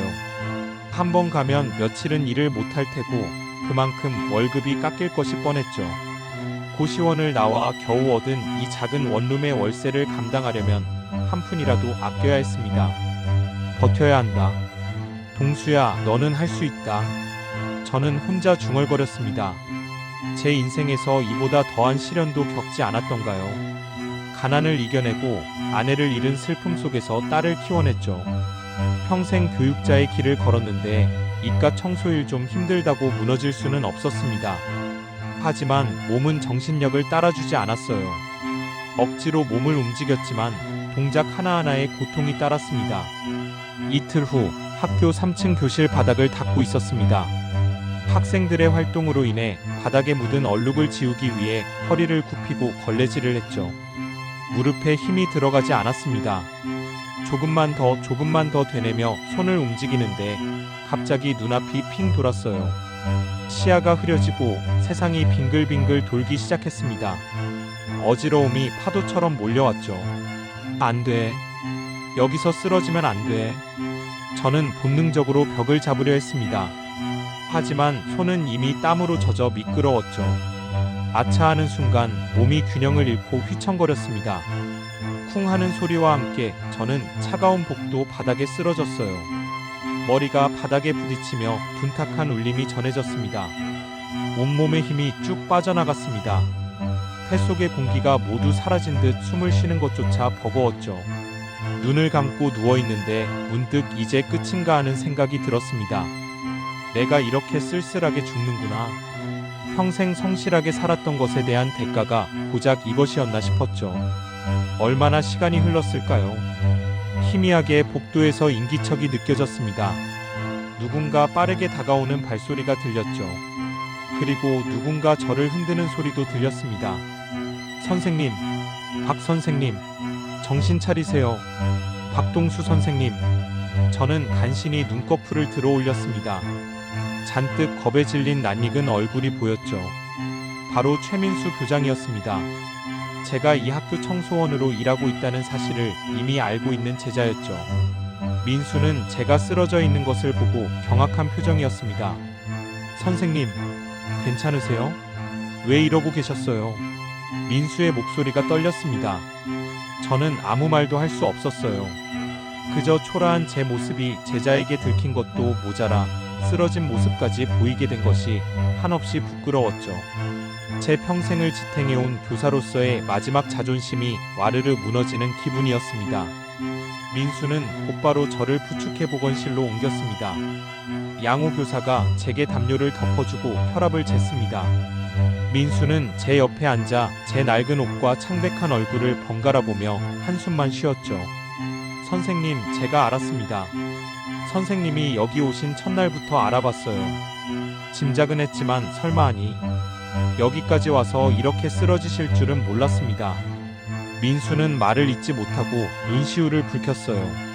저는 겨우 입을 열었습니다. 괜찮다, 민수야. 그냥 좀 피곤해서 그래. 나이가 드니까. 늘 해오던 변명이었죠. 하지만 민수는 단호했습니다. 선생님, 지금 그러실 때가 아닙니다. 제가 당장 큰 병원으로 모셔야겠어요. 몸이 말이 아니시지 않습니까? 민수는 제게서 눈을 떼지 못했습니다. 그 눈빛에는 스승을 향한 연민과 안쓰러움, 그리고 상황에 대한 분노가 뒤섞여 있었죠. 아니다, 병원엔 안 가도 돼. 괜찮아. 쉬면 돼. 저는 끝까지 완강하게 거절했습니다. 병원에 가면 복잡한 상황이 더 꼬일 것 같았고 무엇보다 돈이 두려웠어요. 선생님, 아직도 그러십니까? 선생님, 자존심보다 건강이 먼저입니다. 도대체 무슨 일이 있으셨던 거예요? 민수가 소리쳤습니다. 제 평생 제자에게 이렇게 큰 소리를 들은 건 처음이었죠. 하지만 그 소리에는 저를 걱정하는 진심이 담겨 있었습니다. 저는 입을 다물었습니다. 자존심이요. 그 자존심 때문에 딸네 집에서 쫓겨났고 제자들이 준 도움의 손길도 거절했습니다. 이제는 그 자존심이 제 몸까지 해치고 있었죠. 내가 지금 뭘 하고 있는 건가? 민수의 분노 섞인 목소리는 저를 채찍질하는 듯 했어요. 민수는 제 동의를 구하지 않고 행동했습니다. 스마트폰을 꺼내 누군가에게 전화를 걸었죠. 여보세요, 태윤아. 나 민수다. 너한테 연락하는 게 맞는 것 같아서. 우리 박동수 선생님이 오늘 학교에서 쓰러지셨어. 김태윤의 이름이 들리는 순간 저는 숨을 멈췄습니다. 태윤이는 제가 가장 아끼고 집까지 데려가 공부를 시켰던 제자였죠. 성공해서 저를 돕고 싶다고 했던 그 아이였습니다. 그 아이에게까지 제 비참한 처지가 알려지는구나 싶어 고개가 숙여졌습니다. 민수가 저를 보더니 스마트폰을 건넸습니다. 태윤이가 선생님과 통화하고 싶대요. 저는 떨리는 손으로 전화를 받았습니다. 손끝의 감각이 잘 느껴지지 않았죠. 선생님, 저 태윤이에요. 민수한테 다 들었습니다. 왜 연락 안 하셨어요? 제가 선생님께 꼭 연락드리라고 했잖아요. 태윤의 목소리가 전화기 너머로 격앙되어 울렸습니다. 듣는 저까지 가슴이 뛸 정도였죠. 태윤아, 미안하다. 나는 괜찮아. 정말 괜찮아. 제 목소리는 작게 떨렸고 힘이 없었습니다. 선생님, 괜찮긴 뭐가 괜찮으세요? 제가 바로 서울로 가겠습니다. 오늘 저녁에 선생님 댁으로 찾아뵙겠습니다. 절대 혼자 계시지 마세요. 병원은 제가 책임지겠습니다. 절대 거절하지 마세요. 태윤은 일방적으로 말하고는 전화를 끊었습니다. 저는 멍하니 앉아 있었습니다. 거절할 힘도 없었죠. 제자인 민수가 저를 병원으로 데려가려 했고 또 다른 제자인 태윤이 저를 돕겠다고 했습니다. 평생 남을 돕는 것을 삶의 목표로 삼았는데 이제야 제가 도움을 받는구나 싶었죠. 기쁘기보다는 오히려 죄책감과 민망함이 앞섰습니다. 민수는 제게 따뜻한 차를 마시게 하고는 조용히 말했습니다. 선생님, 오늘 일은 제가 처리하겠습니다. 절대 무리하지 마세요. 태윤이가 온다고 했으니 우선 병원으로 가시죠. 민수는 이미 병원에 연락을 해뒀더군요. 저는 더 이상 고집을 부릴 수 없었습니다. 제 두 제자의 진심 어린 걱정을 외면하는 것은 제가 쌓아온 교육자로서의 신념을 배반하는 일 같았죠. 그들의 도움을 받는 것이 제 자존심을 지키는 길일지도 모른다고 생각했습니다.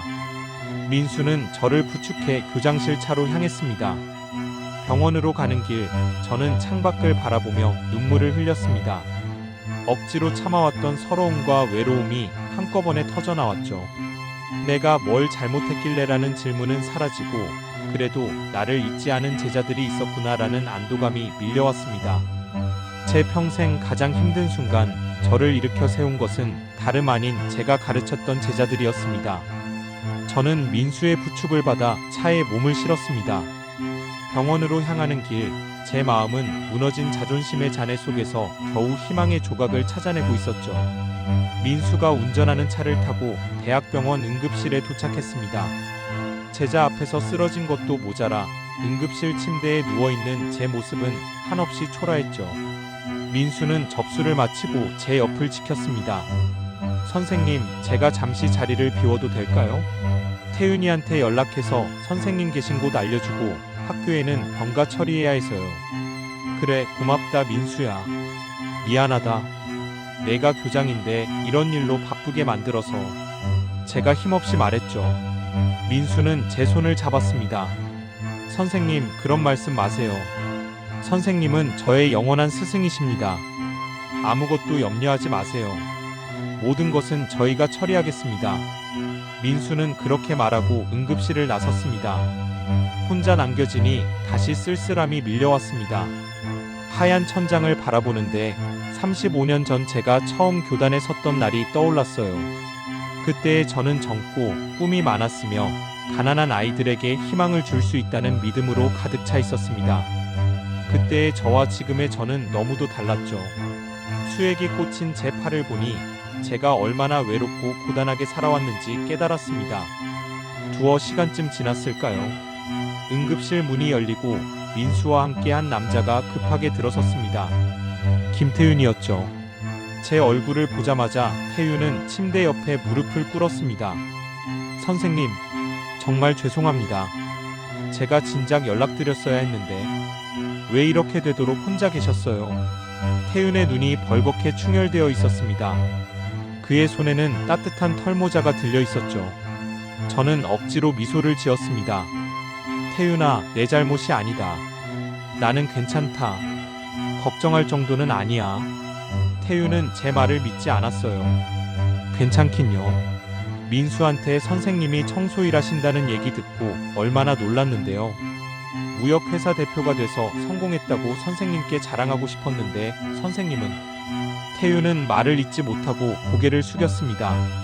잠시 후 태윤이 얼굴을 들었을 때는 이미 눈물이 흐르고 있었죠. 선생님, 제가 그때 말씀드렸잖아요. 불편하신 일 있으면 언제든 연락하라고. 저를 믿지 못하신 겁니까? 태윤의 눈물을 보니 제 가슴이 찢어지는 것 같았습니다. 제가 그 아이에게 준 도움은 진심이었지만 그 도움을 받는 것은 왜 이리 어려웠을까요? 저는 한참을 망설이다가 결국 모든 것을 털어놓기로 했습니다. 태윤아, 내 잘못이 아니다. 이건 다 내 어리석음 때문이다. 사위 준호가 사업에 실패해서 큰 빚을 졌단다. 목소리가 떨렸어요. 회사 돈까지 횡령해서 감옥에 가게 될 상황이었지. 딸 지혜가 울면서 매달리는데 내가 어떻게 외면할 수 있었겠니? 민수와 태윤은 조용히 제 이야기를 들었습니다. 내 유일한 보금자리였던 아파트를 담보로 대출을 받아줬다. 2억이었지. 이자를 갚겠다고 하더니 결국 직장까지 잃고 집을 팔라고 하더구나. 경매로 넘어가면 더 큰 손해라고. 저는 목이 메었습니다.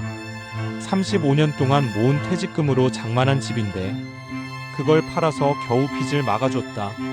남은 돈 8천만 원도 전세금 부족하다고 가져갔지. 그리고는 나더러 요양원에 가라고 하더구나. 태윤은 제 말을 듣는 내내 주먹을 꽉 쥐고 있었습니다. 그의 얼굴에는 분노가 서려 있었죠. 그래서 딸네 집에서 나와 혼자 사시는 거였군요. 민수가 낮은 목소리로 물었습니다. 그래. 집을 팔고 딸네 집에 얹혀 살았지. 작은 방 하나 얻어서 가사 도우미처럼 아침밥 차리고 청소하고 빨래하고. 그래도 내가 가족이라 참고 견뎠다. 손녀들 보는 낙이라도 있었으니까. 저는 눈을 감았습니다. 그때의 비참함이 다시 생생하게 떠올랐죠. 그런데 사위는 나를 귀찮아했고 딸마저 나를 짐짝처럼 대했지. 방에서 텔레비전도 마음대로 못 봤다. 화장실도 눈치 보며 써야 했고 결국 요양원 이야기를 꺼내더구나. 내 연금으로 요양원 비용 대라고. 아버지 은혜를 이렇게 원수로 갚을 수 있습니까? 장인어른께 어떻게 그런 짓을. 태윤이 소파를 치며 분노했습니다. 민수가 태윤의 어깨를 잡고 진정시켰죠. 태윤아, 흥분하지 마라. 이미 다 지난 일이야. 제가 말했습니다. 나는 요양원에는 절대 가고 싶지 않았다. 그래서 나왔다. 내 힘으로 살겠다고. 그나마 연금으로 살려고 했는데 방 얻고 나니 생활비가 빠듯했지. 그래서 청소 일을 시작했다. 선생님. 민수와 태윤은 동시에 저를 바라봤습니다. 그들의 눈빛은 연민과 슬픔으로 가득 차 있었죠. 저는 고개를 돌려 그들의 눈빛을 피했습니다. 제 비참한 현실을 고백했지만 여전히 그들의 동정을 받고 싶지는 않았어요. 선생님은 저희의 은인이십니다. 태윤이 다시 제 손을 잡았습니다. 그의 손은 따뜻하고 힘찼죠. 저와 민수 그리고 선생님께 도움을 받은 수많은 제자들이 있습니다. 선생님이 이 지경이 되실 때까지 저희는 뭘 한 걸까요? 저희가 불효자입니다. 아니다. 너희들은 잘못 없다. 제가 말했습니다. 내가 너희들에게 연락하지 않은 건 내 마지막 자존심이었다. 너희들에게 짐이 되고 싶지 않았다. 너희들은 각자의 삶을 살아야지. 태윤은 단호하게 말했어요. 선생님, 저희는 선생님께 짐이 되는 것이 아니라 은혜를 갚는 겁니다. 선생님께 받은 사랑과 가르침, 그걸 이제 돌려드릴 시간입니다. 절대 혼자 계시게 하지 않겠습니다. 의료진이 들어와 진료를 시작했습니다. 과로와 영양 부족으로 인한 일시적인 쇼크라는 진단이었죠. 의사는 며칠 입원해서 검사를 받고 안정을 취해야 한다고 했습니다. 민수가 입원 수속을 밟았고 태윤은 제 옆을 떠나지 않았죠. 저는 제자들의 도움을 더 이상 거절할 수 없었습니다. 그들의 진심이 느껴졌거든요. 그들의 눈물과 분노는 저를 향한 진정한 사랑과 존경심이었죠. 수많은 제자를 길러낸 교육자로서 그들의 순수한 마음에 기대는 것이 옳다는 생각이 들었습니다. 며칠 후 저는 병원 1인실에 입원했습니다. 태윤이 최고급 병실로 잡아줬다고 하더군요. 태윤과 민수가 번갈아가며 저를 찾아왔습니다. 태윤은 링거를 맡고 있는 제게 죽을 먹여주고 민수는 따뜻한 물수건으로 제 손과 얼굴을 닦아줬죠. 그들이 제게 해주는 행동 하나하나가 아내의 손길처럼 따뜻하게 느껴졌습니다. 태윤아, 너희들 때문에 내가 호강하는구나. 이렇게까지 안 해도 되는데. 제가 말했습니다. 선생님, 저희는 선생님 덕분에 살았습니다. 태윤은 진심으로 대답했습니다. 제가 신문 배달할 때 선생님께서 제 점심 나눠주시고 저희 집까지 데려가서 저녁 먹여주셨잖아요. 그때 선생님이 저를 포기하지 않으셨다면 저는 지금 이 자리에 없었을 겁니다. 선생님은 제 인생의 전부입니다. 민수도 거들었습니다. 선생님, 저도 사정 어려울 때 선생님께서 등록금 보태주신 거 아직도 기억합니다. 저희에게 선생님은 아버지와 같은 분이세요. 저희가 아버지께 해드리는 것이니 부담 갖지 마세요. 그들의 말에 저는 다시 눈물을 흘렸습니다. 딸에게서는 버림받았지만